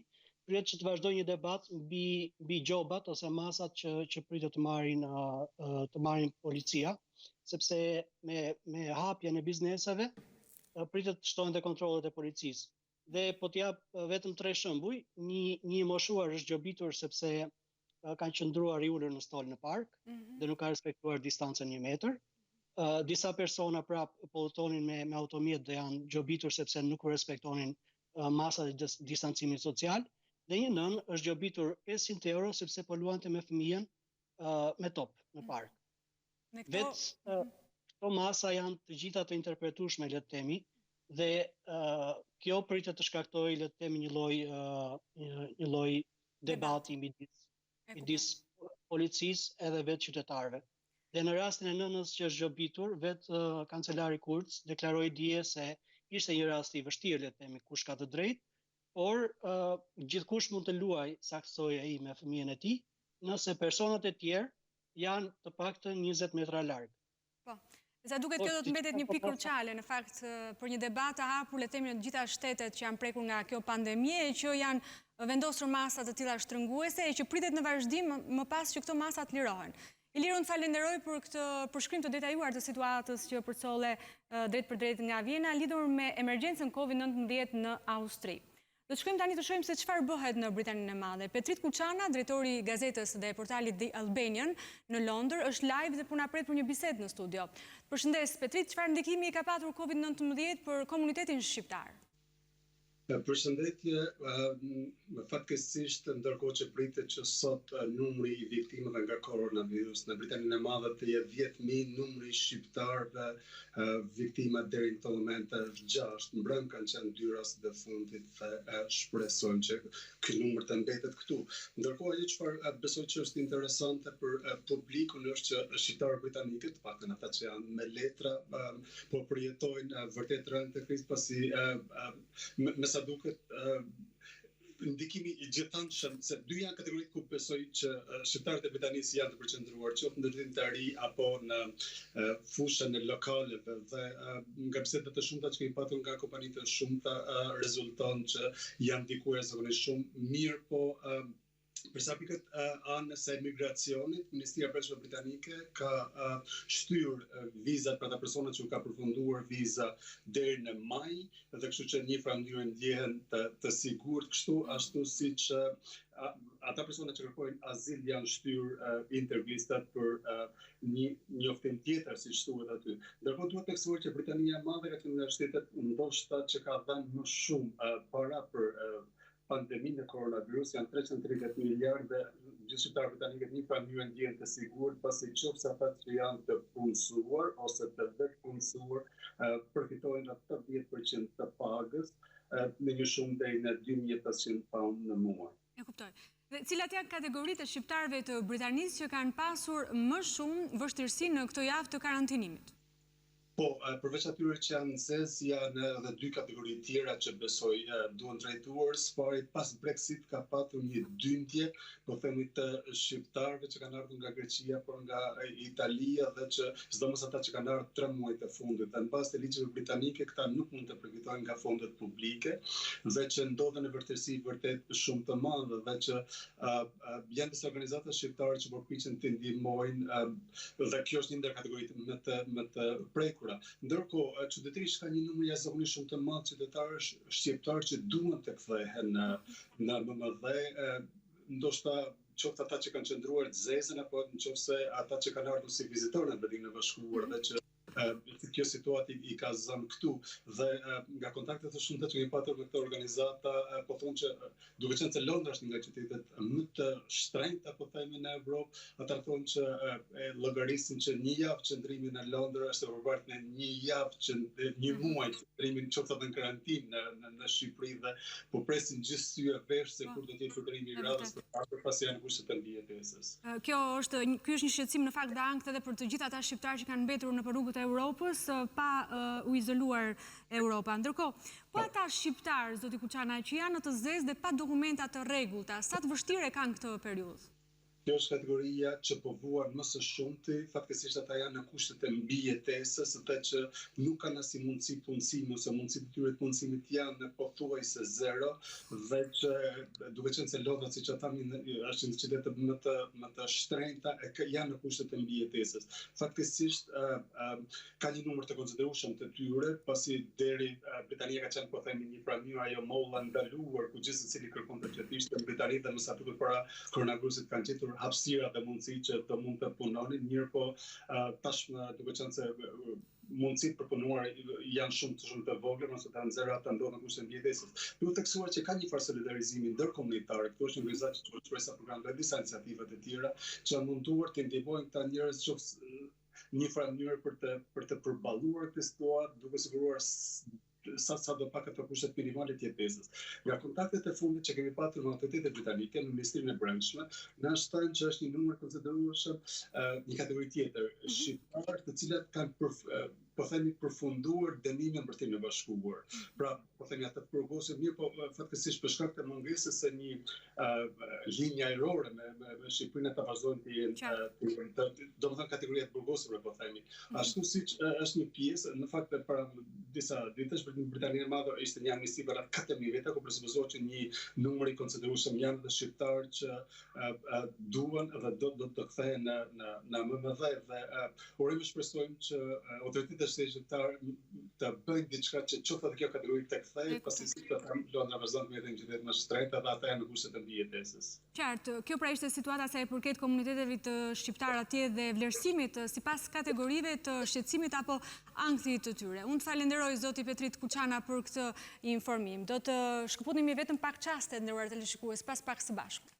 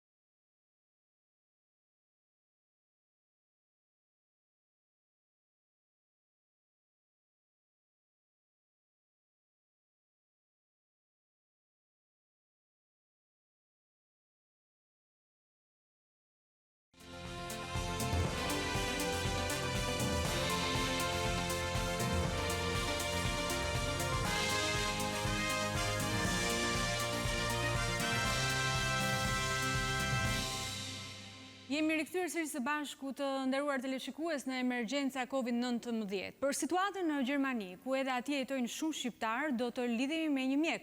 Rezar Tagolli, i cili vetëm pak orë më parë ka dalë nga spitali ku punon, ka qenë 24 orë në detyrë. Rezar, mirëdita, si paraqitet sot situata në Gjermani, sa raste të reja ka dhe si është bilanci? Mirëdita. Atëherë, sipas të dhënave zyrtare, sot janë 120.479 raste dhe ky numër është shtuar me 2.821 raste nga ditë e djeshme. Ndërsa vdekjet raportuara zyrtare janë 2.673 raste në momentin që ne flasim, dhe këto janë të dhënat zyrtare nga Instituti Robert Koch në Gjermani. Kuptoj. Dhe me qënë se grafiku ka një tjetër rëndësi, Rezart, si paraqitet kurba e grafikut, avion rritje e rasteve? Atëherë, rritje e rasteve vazhdon dita ditës, mund të them që është një rritje konstante. Sot është vërejtur një rritje më vogël se sa dita e djeshtme, por thash kurba vazhdon akoma të rritet, si në rastet e infektimit dhe në rastet e vdekjeve. Por kjo është diçka që është pritur nga grupi ekspertëve gjerman, nga virologët, dhe është një shifër që pak a shumë është e kënaqshme dhe në informacionet e ndryshme të ja kanë shpërndar nëpër media dhe në daljet publike kanë thënë që kjo është diçka që është pritur prej fillimit të epidemisë. Dhe prej fillimit të epidemisë, në fakt, Gjermania është përfolur edhe për bërjen gati të vaksinave apo për aplikacione për të mbajtur në kontroll të infektuarit, por edhe për rritje të numrit të testimeve. A ka ndonjë efekt dhe kur mendohet se Gjermania do ta vënë në kontroll të plot koronavirusin, kur do të jetë gati për hapjen siç pritet të ndodhë për shembull në Austri që nga java e ardhshme? Atëherë, kjo javë që vjen është java vendimtare, të themi, cila do përcaktojë nëse do të kemi një lehtësim të masave shtrënguese të marra deri më tani, apo edhe nëse këto masa kanë dhënë efektin e duhur, apo do të kemi një shtrëngim akoma që do të vazhdojë edhe më tepër për popullatën. Ajo çka është diskutuar është si futja e një aplikacioni për të kontrolluar rastet e reja që mund të shfaqen dhe për t'i ndjekur në ecuri dhe për t'i izoluar. Por kjo ka të bëjë edhe me anën juridike, sepse cënon dhe privatësinë e personave që do të njoftohen me këtë aplikacion, por gjithashtu është dhe infrastruktura e testeve. Kjo është bërthame e gjithë problemit që është diskutuar në Gjermani. Gjermania momentalisht pretendon që të rritë numrin e testimeve dhe flitet që mund të shkojnë edhe një testime që mund të jenë mbi 150.000 raste në ditë, ku do të jenë jo vetëm testimet e thjeshta që do të bëhen, pra tamponi i thjeshtë që është përdorur deri më tani, por dhe testimet për të përcaktuar nëse një grup e popullatës është infektuar dhe ka kaluar këtë infeksion, pra është imune ndaj këtij infeksionit apo jo. Dhe siç e përmenda, duke qenë se kjo është thelbi i problematikës, atë çka ekspertët rekomandojnë është që testimet janë të parat, ndjekja dhe izolimi. Kjo do të jetë ajo, si thua, treshja e problemit e cila do të ndihmojë për zbutjen e problemit. Gjermania nuk është se ka përfolur për një datë të caktuar, sepse në këtë periudhë që po kalojmë është shumë e vështirë për të folur që kur mund të kemi datë të caktuar, kur mund të dalim nga këto masa shtrënguese. Por atje ku janë fokusuar edhe zyrtarët edhe grupet e ekspertëve, janë për një përshkallëzim që ndoshta mund të jetë përshkallëzim masash lehtësuese në hapjen e Gjermanisë. Dhe dy janë faktorët që janë shumë të rëndësishëm për të përmendur, është indeksi i infektimit, pra që tregon që një person infekton një person tjetër apo do të infektojë më shumë se një person, dhe ky indeks në rastin më të mirë duhet të jetë 1 ose më pak se 1, dhe momentalisht në Gjermani ky indeks është diku te 1.2 ose 1.3 themi. Që është rezultati mirë. Po, patjetër që është rezultati mirë. Dhe indeksi tjetër është dhe koha e dyfishimit të rasteve. U pa që Austria e përcaktoi hapjen e masave shtrënguese, kur ky indeksi dyfishimit të masave ishte rreth 17 ditë. Dhe Gjermania momentalisht është diku në këtë periudhë kohore, diku te 15-16 ditë. Doktor, mund na thoni cila është arsyeja? Atëre, arsyeja është që njerëzit në Gjermani kanë marrë masat shtrënguese me shumë pozitivitet dhe i zbatojnë ato. Është bërë një sondazh ku rreth 2/3 e popullatës në Gjermani kanë qenë të kënaqura me masat e marra nga qeveria. masat shtrënguese. Dhe njëkohësisht edhe është dhe vend ndërgjegjësimi i popullatës. Unë kam parë për televizionet të ndryshme ku është folur që nuk ka pasur shumë raste të cilat njerëzit i kenë shkelur këto masa shtrënguese, sepse këtu janë vendosur gjobat dhe ndëshkimet e ndryshme. Pra kjo tregon që popullata vetë është ndërgjegjësuar dhe po përpiqet që edhe ajo të japet kontributin e vet në këtë drejtim. Doktor Agolli, unë falenderoj për këto shpjegime shkencore që na dhe pra teleshikuesit shqiptar në veçanti, por edhe për kohën tuaj të çmuar që e ndatmeni në këto ditë të vështira. Shtetet e Bashkuara të Amerikës po kalojnë ditë të vështira nga COVID-19. Ne do të lidhemi tani me visartasimin në shtetin e Connecticutit. Visari është edhe antar i Këshillit të Diasporës. Visar, mirëdita nga Tirana dhe mirëmëngjes juve në Amerikë. Si është situata në shtetin e Connecticutit? Përshëndetje, faleminderit për ftesën. Sipas raportit të guvernatorit të shtetit Connecticut, po i jap të dhënat prej dije, ku janë 11.510 raste të konfirmuara dhe 494 viktima. Të shtruar në spital ka 1.593 njerëz.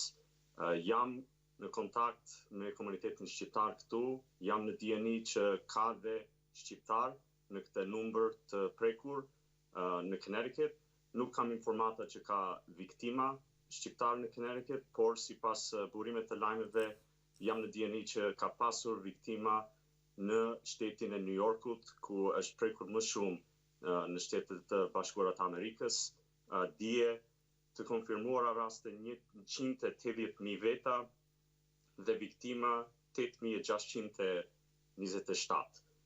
18.000 veta të shtruar në spital në New York. Po, atje tek ju jeton dhe një komunitet i madh shqiptarësh, më shumë se 10.000. Cilat janë informacionet që ju keni? A ka shqiptar të prekur nga COVID-19? Po, ka shqiptar të prekur nga COVID-19, biles shumë afër këtu në komunitetin tonë. Nuk kam dëgjuar që është një numër shumë i madh, por kemi konfirmuar që ka disa.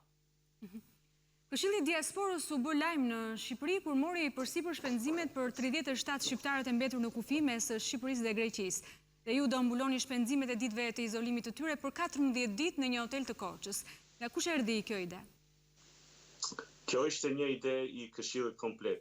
Neve gjatë kësaj kohe, kur ndodhi problemi në Kapshtic, u informuam, po flisnim ditë për ditë si këshill, me takime mes vete dhe me Ministrinë e Diasporës, dhe kjo ishte një gjë humane që duhet të ndodhur. Këshilli i Diasporës u ndiej që duhet të ndihmoj këta njerëz, edhe u bë apeli që të ndihmojmë që të hyjnë në Shqipëri. Më në fund pastaj jemi shumë të kënaqur që u zgjodh kjo problemi dhe mbulimi i kostove ishte një gjë humane që të paktën Këshilli i Diasporës mund të bëjë. Visar Tamini, unë falenderoj për këtë bisedë në studio, por jo vetëm, edhe Këshillit të Diasporës i shpreh mirënjohjen tonë për mbështetjen, le të themi, të emigrantëve shqiptarë që mbetën përtej kufirit në këto ditë të vështira. Byrek, bukë dhe ëmbëlsira i zhvendosur në Kanada për shkak të luftës në Kosovë në vitin 1999, Shaqir Duraj dhe familja e tij hapën biznesin e tyre, që tani rezulton tepër i suksesshëm. Në kohën e luftës me COVID-19, familja Duraj ka vendosur të japë ndihmën e saj ndaj kanadezëve që i mikpritën, duke ofruar bukë për falas për personat në nevojë. Ne do të lidhemi tani live me Shaqir Durajn. Përshëndetje zoti Duraj, në një kohë që e gjithë bota po përballet me koronavirusin, si biznesi juaj arrin të ndihmojë personat në nevojë? Përshëndetje nga Calgary, ora 6 të mëngjesit. Mirëmëngjesi të gjithëve. Mirëmëngjes. Atëherë, si arrini ju të ndihmoni me biznesin tuaj, le të themi, kanadezëve në nevojë? Kohët e fundit mbas të COVID-19, kur ka filluar, kemi pa që një numër i vogël i seniorëve, so njerëzve të moshuar, është rralluar shumë. Kështu që në këtë rast vendosëm unë dhe çupat e mia që edhe punëtorët që të ndihmojnë atyre që nuk kanë mundësi që të vinë edhe të blejnë bukën tonë lokal. A ka nisma të tjera në komunitetin shqiptar në Kanada, të tilla si kjo e juaja, zoti Duraj? them vërtetën nuk në Kanada, thua në gjithë Kanadan, nuk mund të përgjigjem, nuk e di.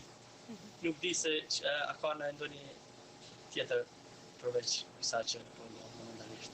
Okej, unë të falenderoj për këtë nismë tuaj dhe shpreh gjithë konsideratën dhe mbështetjen për atë çfarë po bëni ju dhe familja juaj. Do të shkojmë tani në qytetin e Elbasanit, është Bruna Kërçuku, gazetare jon atje, e cila ka ndjekur gjithë të ditë pikërisht situatat e të prekurit në Elbasan, por dhe historinë njerëzore që na ka përcjellë përmes maratonës sonë informative ditë pas dite. Ajo ndodhet pra një familje në nevojë. Bruna, të përshëndes edhe një herë. Përshëndetje, vetëm pak minuta më parë, në përcollëm tek ju një familje në nevojë ekstreme në fakt, sidomos në këto ditë të izolimit, por për të përcjellë gjithashtu edhe mesazhin se të tilla familje janë të shumta në të gjithë Shqipërinë. Ndërkohë unë kam pranë meje nga Bashkia e Elbasanit zotin Edicionin, pikërisht për shkak të një nisme të fundit që ka nxjerrë Bashkia e Elbasanit, e cila konsiston në ndihmë familja për familje. Pra familjet të ndihmojnë njëra tjetrën në këto ditë të vështira. Si keni vepruar deri tani për asistimin e familjeve në nevojë, zoti Qose, dhe ku konsiston kjo nismë? Atëherë Bashkia e Elbasanit me ndihmën e organizatave dhe partnerëve të ndryshëm, deri në këtë moment i ka ardhur në ndihmë të gjitha familjeve në nevojë. Jemi në fazën ku do të përdoret i gjithë fondi i emergjencave për t'u ardhur në ndihmë familjeve përfituese, po asnjëherë nuk është e mjaftueshme. Dhe ndaj ne kemi lançuar nismën familja për familjen, në cilën kërkojmë gjithë familjet që sot janë në nevojë, kur të bëjmë pazar, të bëjmë dhe një pazar për familjet të cilat sot nuk kanë një mundësi për shkak të situatës së vështirë në cilën ndodhen. Pra ne i kërkojmë gjithë familjeve të Elbasanit të solidarizohen dhe të krijojnë mundësitë për familjet e tjera të cilat sot nuk kanë mundësi që t'ia mundsojnë vetes të pazar të vogël.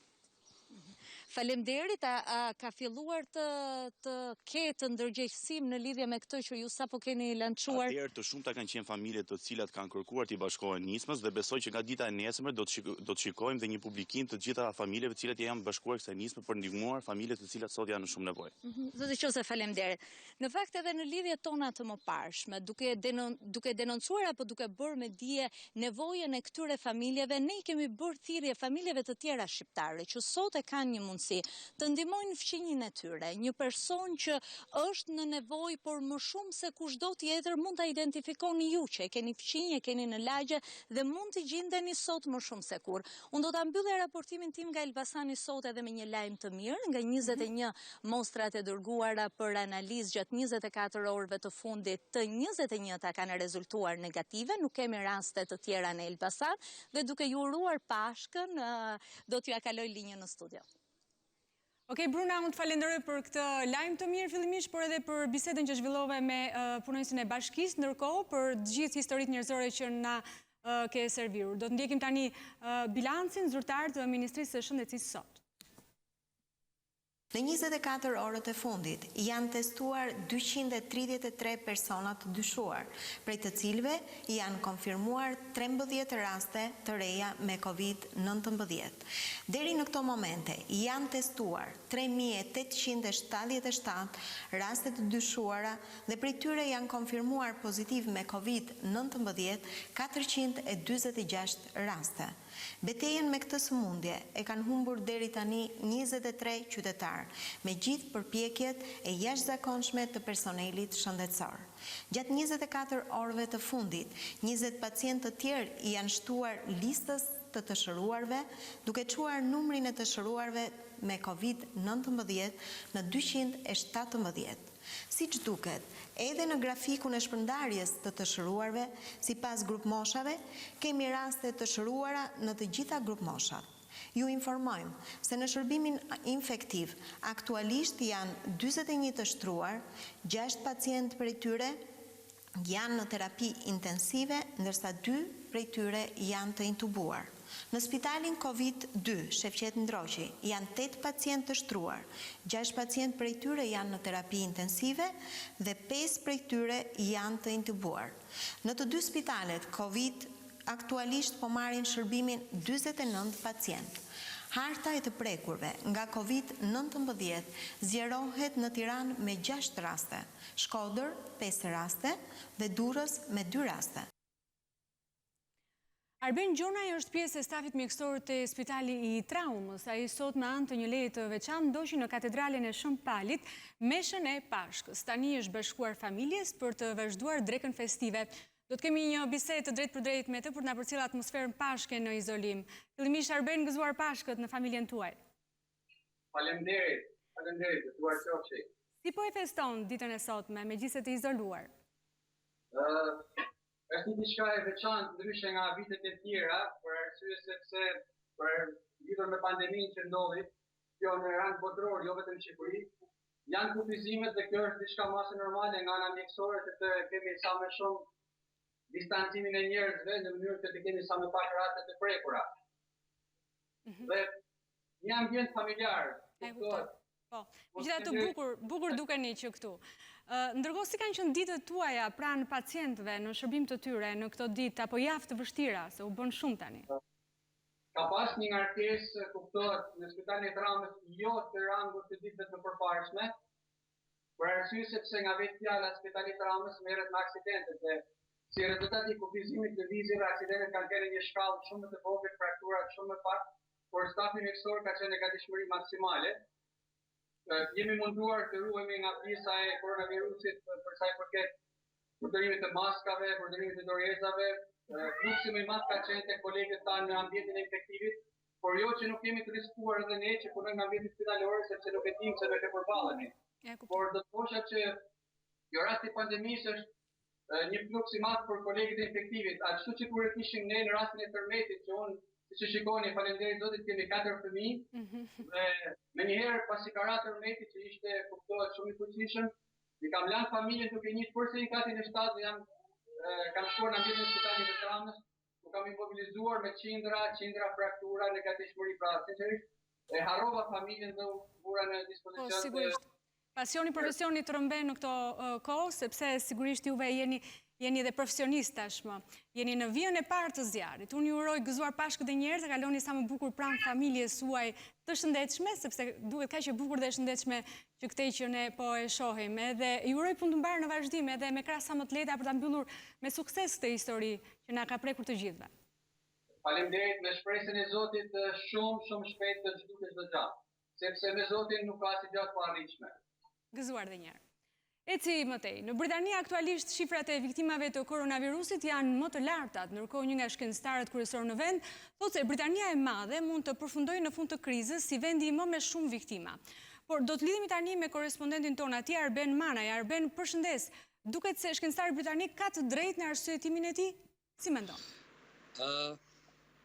Unë ka them që duhet të ketë drejtë nisur nga fakti që Britania e Madhe është thënë gjatë tërë kësaj periudhe se është rreth 2 javë larg Spanjës dhe Italisë dhe shifrat aktualisht janë më të larta se që ka regjistruar ndonjëherë Italia dhe Spanja.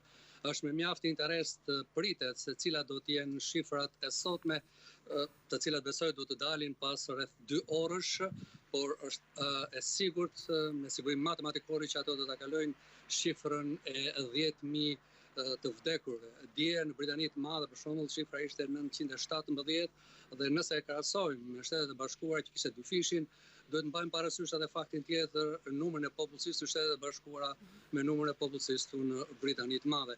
Kështu që nisur nga fakti që Britania e Madhe mund të jetë ndoshta një javë ose 10 ditë nga piku dhe rënja e kësaj epidemie, mendoj që Britania e Madhe në fund të kësaj pandemie ndoshta dhe kohë do të vërtetoj, do të jetë ndoshta me shifrat më të larta në Europë.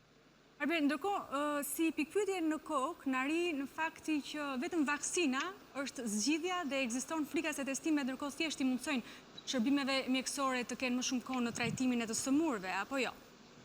Faktikisht, Monika, ky ishte edhe argumenti që përdori zoti Forvar, që është nga shkencëtarët kryesor britanik, i cili tha se testimet që po bëhen aktualisht, edhe pse Britania e Madhe është shumë poshtë shifrave të Gjermanisë për shembull, e cila ka 100.000, ndërkohë që Britania realizon te 18-19.000 në ditë, mendohet që thjesht po japin kohë shërbimit shëndetësor në këto vende dhe në Britani të Madhe që të kenë sa më shumë hapësirë për të trajtuar të sëmurët me COVID-19, por lajmi i mirë, siç thash edhe në njoftimin e djeshëm është shkencëtarët britanik të Universitetit të Oxfordit mendojnë se në masën 80% ata mendojnë që do të arrijmë të kemi vaksinën në muajin shtator dhe pas 2 javësh ata do të fillojnë testimet tek qeniet njerëzore.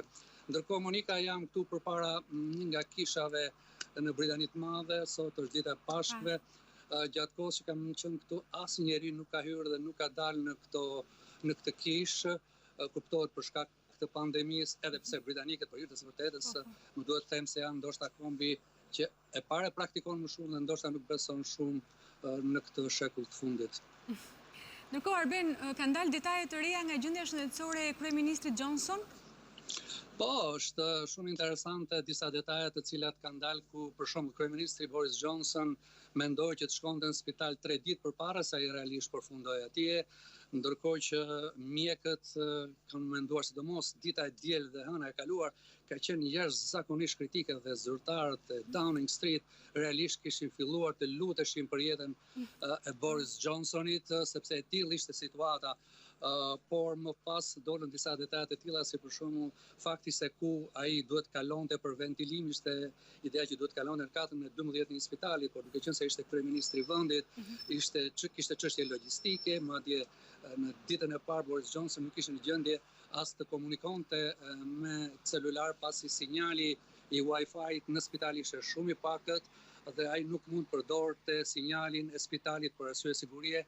Janë dërguar inxhinierët e tjerë për të fuqizuar sinjalin, ndërkohë që kryeministri Boris Johnson vetëm të martën ka filluar të ndryshojë kursin drejt përmirësimit të tij pasi e hëna ka qenë një ditë mjaft kritike për shëndetin e kryeministrit Boris Johnson. Mendohet që Boris Johnson e ka kaluar tashmë rrezikun dhe nuk mendohet që ai do të rikthehej punës si kryeministër, ndoshta për disa javë dhe mendohet që ai do të shkojë në zonën ose në fakt në vilën qeveritare në Buckinghamshire, ku vendosen gjithë kryeministrat britanikë, është një zonë mjaft e bukur e pyllëzuar dhe prej aty ai do të fillojë rikuperimin drejt marrjes sërish në dorë të frenave të qeverisë, pasi është mjaft e rëndësishme që kryeministri të jetë në krye të detyrës, ndërkohë që lajmi më i fundit është që Parlamenti britanik mendohet që në datën 21 prill do të rifillojë të mbidhet, por virtualisht, për shkak të masave të distancimit social, pasi për autoritetet britanike, për qeverinë, për gjithë sistemi politik, është mjaft e rëndësishme që Britania të jetë pra një proces llogaridhënie për masat që ka marrë qeveria për të mos përsëritur gabimet që janë bërë deri më sot. Qartë, Arben, mana ju falenderoj për këtë raportim të detajuar, le të themi, të përgjithshëm lidhur me situatën e koronavirusit në Britaninë e Madhe. Do të kemi të tjera lidhje, informacione të tjera në vazhdim. Do të shkojmë tani në Shtetet e Bashkuara të Amerikës, do të lidhemi tani me Sebi Fishtën, është një profesor në Oakland University Rochester Hills në Michigan. Do të fishta unë të përshëndes. Ditë të vështira po kalon edhe Amerika, por është komuniteti shqiptar, ai sidomos në 3 shtetet më problematike. Do doja të pyesja se cilat janë të rejat nga trajtimi mjekësor që po i bëhet atje pacientëve. Faleminderit Monika, në radhë parë më lejo të ngushëlloj të familjet të gjithëve që i humbën jetën për koronavirusin, alla atyre që nolën spitale të luftu për jetën e tyre, i dëshiroj një shërim sa më shpejt edhe të marë. Monika, siç dihet tashmë, me 13 mars Shtëpia e Bardhë paraqiti parashikimet për koronavirusin.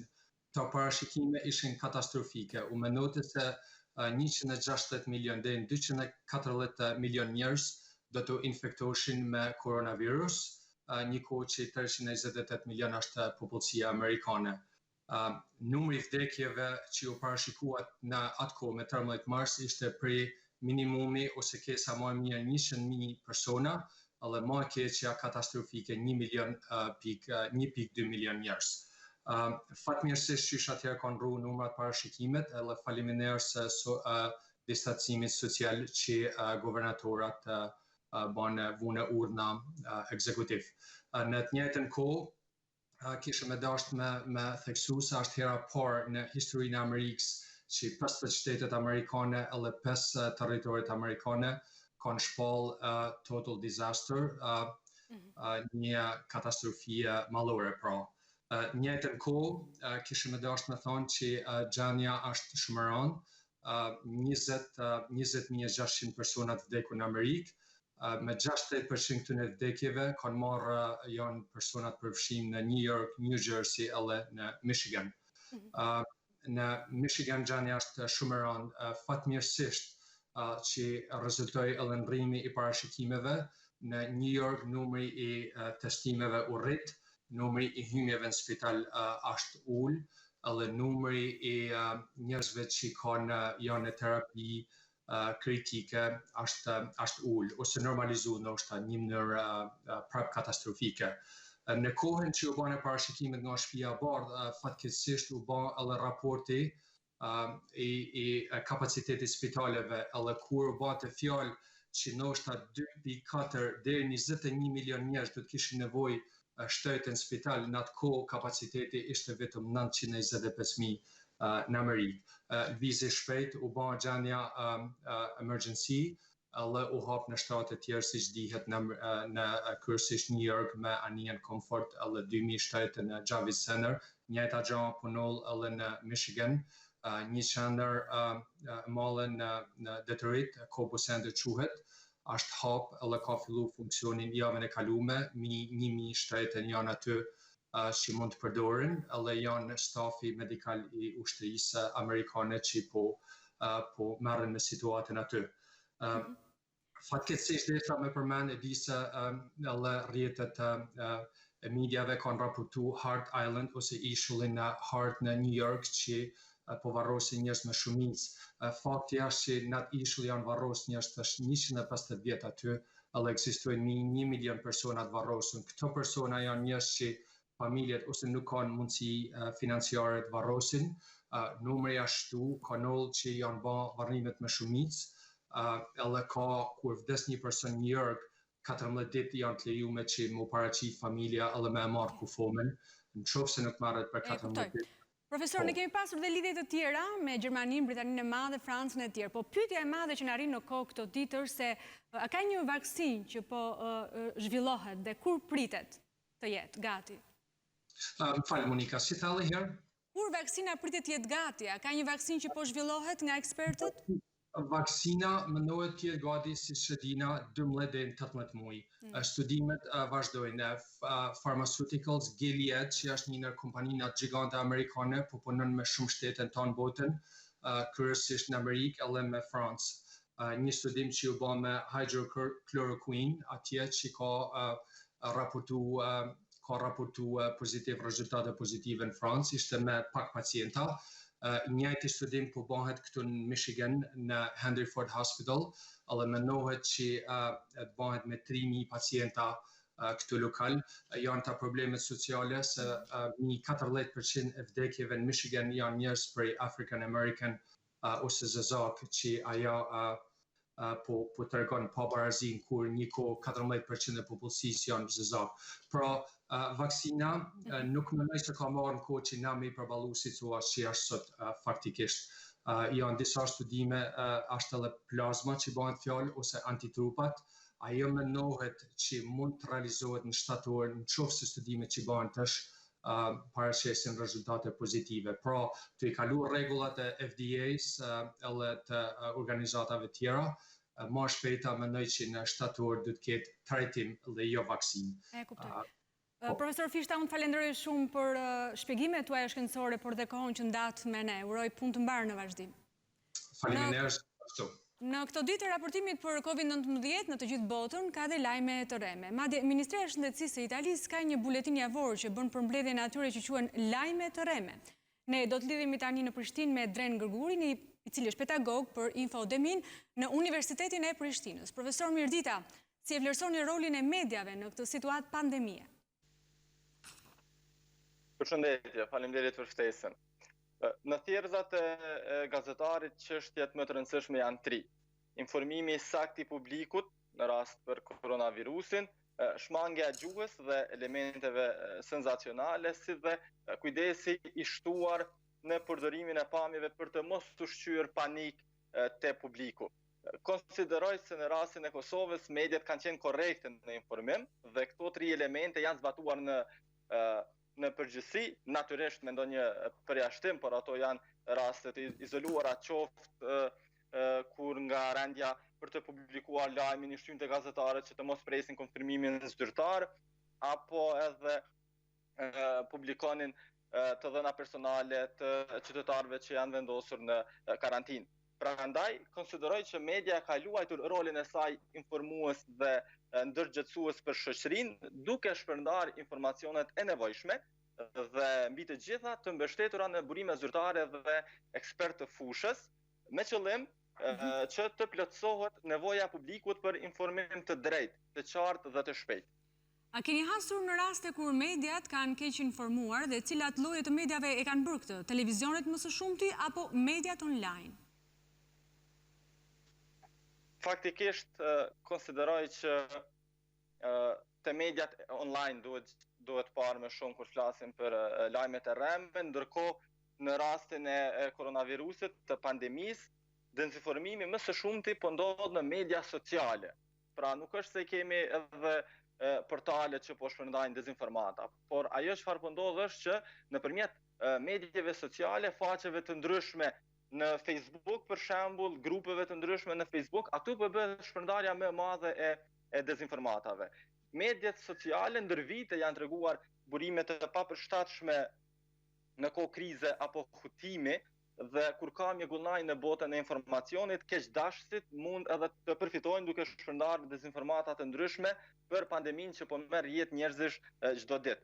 Rrezikshmëria më e madhe nga infodemia pra është përhapja e dezinformatave nga qytetarët në media sociale. Jo që ata po e bëjnë qëllimshëm, pra qytetarët thjesht ndoshta duke menduar që po e ndihmojnë tjetrin, e bëjnë dhe e shpërndajnë një dezinformat, në faktikisht ajo vetëm se mund të bëj dëm dhe të shkaktoj panik te pjesa tjetër. Në Kosovë, tashmë, Facebooku si medie sociale është ndër burimet kryesore të informacionit në këtë periudhë karantimi. Pra, duke qëndruar brenda, konsideroj që ne edhe më shumë po kalojmë kohë në Facebook dhe natyrisht, përveç lajmeve që i merr për koronavirusin, qytetari njëkohësisht i ekspozohet edhe një morie dezinformatash. Po si duhet mbrohen qytetarët atëherë, profesor, nga lajmet e rreme? Po, në këtë kohë të mbushur me dezinformata, qytetarët duhet të jenë shumë të kujdesshëm se ku po i marrin informacionet. Qoftë për rrezikshmërinë e virusit apo edhe për masat mbrojtëse. Dhe këtu hyn pastaj edukimi medial. Pra, qytetarët duhet të kenë një gjykim kritik të vazhdueshëm mbi çdo lloj përmbajtje mediale të cilën e pranon, dhe në raste të tilla është mirë që të jemi skeptik ndaj informacioneve. Pra gjithmonë të kemi disa pikpyetje për informacionet që i marrim dhe pastaj konsideroj që janë tri pyetje bazike të cilat ne duhet t'i bëjmë gjithmonë para se ta besojmë atë informacion. Pra shumë e rëndësishme që të shohim a është burimi i besueshëm në një. Në dy, a është raportuar ky lajm edhe në një media tjetër, sepse duke marrë parasysh relevancën e pandemisë, atëherë është e natyrshme që jo vetëm një media ta ketë, pra jo vetëm në Facebook ta shohësh atë lajm, do ta kesh edhe te Top Channel në Shqipëri edhe te këto mediat kryesore në Kosovë. Dhe është mbështetur në burime zyrtare. Ishte profesor Dren Gërguri, drejt për drejt nga Prishtina, për të na dhënë shpjegimet më fundit mbi atë se çfarë duhet të mësojmë pra nga lajmet e vërteta dhe ato të rrema. Ndërkohë do të vazhdojmë të qëndrojmë në Prishtinë sepse aty na pret Alberta Shani, e cila është duke ndjekur patrullimin e policisë në këtë kohë izolimi. Alberta, të përshëndes. Përshëndetje Monika, si që thatë dhe si që paralajmëruam edhe më herët me që kryqëteti është futur në karantinë, njësitet e policisë të Kosovës tashmë veç se kanë dalur në çdo hyrje të kryqëtetit që të çon drejt qyteteve të tjera, si që jemi këtu në lagjën Dragodani, e cila është lagje e cila të shpihet drejt magjistrales Prishtinë-Mitrovic, dhe njësitet e policisë janë duke u kujdesur që qytetarët të cilët nuk janë nga kryqëteti të mos lejohen që të futen në kryqëtet, megjithëse kemi një numër të konsiderueshëm të qytetarëve të prekur të infektuar nga virusit, të njëjtët po udhëzohen që të kthehen nga kanë ardhur, ndërsa ata qytetarë të cilët janë me banim në Prishtinë janë duke u lejuar që të futen, pasi kemi pasur dhe një njoftim dhe apel nga ana kryetarit të kësaj komune që të gjithë qytetarët të cilët jetojnë në Prishtinë mirë po kanë dalur jashtë Prishtinës të kthehen deri në ora 17, meqense pas orës 17 nuk do të lejohet më futja e tyre në kryeqytet. Kjo ka shkaktuar pakës edhe kolona këtu në këtë hyrje të Prishtinës, për shkak se i kemi vetëm 2 policë të njësitit të cilët janë duke i pyetur qytetarët se për ku po shkojnë dhe për të parë nëse duhet i lejojnë apo jo të futën në kryeqytet. Është paralajmëruar gjatë ditës së jashtme se sot do të kemi një konferencë jashtëzakonshme për media. Nga informacionet që kemi marrë do të jetë bashkë ministri i shëndetësisë me kryeministrin, i cili do të na njoftoj për masat më rigoroze që do të merren. Megjithatë ende nuk është treguar se në çfarë ore do të bëhen publike këto masa. Alberta, edhe një pyetje të fundme, si paraqiten qytetarët në këto kohë karantinimi në Kosovë? Janë respektivisht, le të themi, të thelluar sa i përket masave të izolimit? Një pjesë e tyre, varësisht nga qytetit, janë duke i respektuar në maksimum. Madje edhe në kontaktet që ne kemi me ta thonë se dalin vetëm nëse kanë për të shkuar për diçka urgjente në banatore apo edhe për furnizime ditore në përmarkete. Sot gjatë kontaktit që i kemi pasur me banorët e lagjes Matini, një pjesë e konsiderueshme e tyre thonin se po dalin për t'i blerë gjërat e nevojshme në rast se kemi një izolim për një kohë më të gjatë dhe jo me orë policore siç ka qenë deri tani, të jemi të furnizuar në mënyrë pa që të mos kemi probleme, por kemi edhe prej atyre të cilët i thyen në farformë me këshillat e institutit kombëtar, pra dalin për një shëtitje pasi që jetojnë në banesa dhe arsyejtojnë se kemi nevojë të dalim pak dhe të marrim edhe ajër të pastër. Mira, Alberta Shani, unë të falenderoj për këtë raportim të drejt për drejt, do të vazhdojmë më tej. Sot janë Pashkët, besimtarët katolik në Shqipëri festojnë Pashkën në një kohë që vendi është izoluar për shkak të pandemisë së koronavirusit. Mesha u ndoq online. Argjipeshkvi i Tiranës dhe i Durrësit, George Frendo, u bëri thirrje besimtarëve të mos e harrojnë rrugën e Zotit dhe të kujtojnë se ai ka fituar betejë edhe në të kaluarën. Me kisha të boshatisura në gjithë vendin, besimtarët katolik si kur më parë në histori u detyruan të ndjekin nëpërmjet rrjeteve sociale ceremonitë e Pashkës për shkak të pandemisë globale. Dhe e ndritur nga shkëlqimi i mbretit të amshuar. Drejt për drejt nga katedrali e Shën Palit këtu në Tiranë u përcollën mesazhe shprese në këtë ditë të ringjalljes së Jezu Krishtit. Arkipeshkvi i Tiranës, Durrësit dhe i gjithë Shqipërisë Zot George Fredo dhe drejtues të tjerë të kishës katolike u lutën për kapërcimin e kësaj situate të rëndë me të cilën po përballet njerëzimi. Vlezër motra, pasi kemi hyrë kremtorisht me vigjiljen, të dëgjojmë tani me zemër të qetë fjalen e hyjet. Të kujtojmë se si hyje shpëtoi popullin e vetë në kohët e kaluara, dhe si në kohën e fundit na e dërgoi birin e vetë qelbues. Të lutemi që hyje të qojë drejt qelbimit të përsosur këtë vepër shpëtimtare të Pashkëve.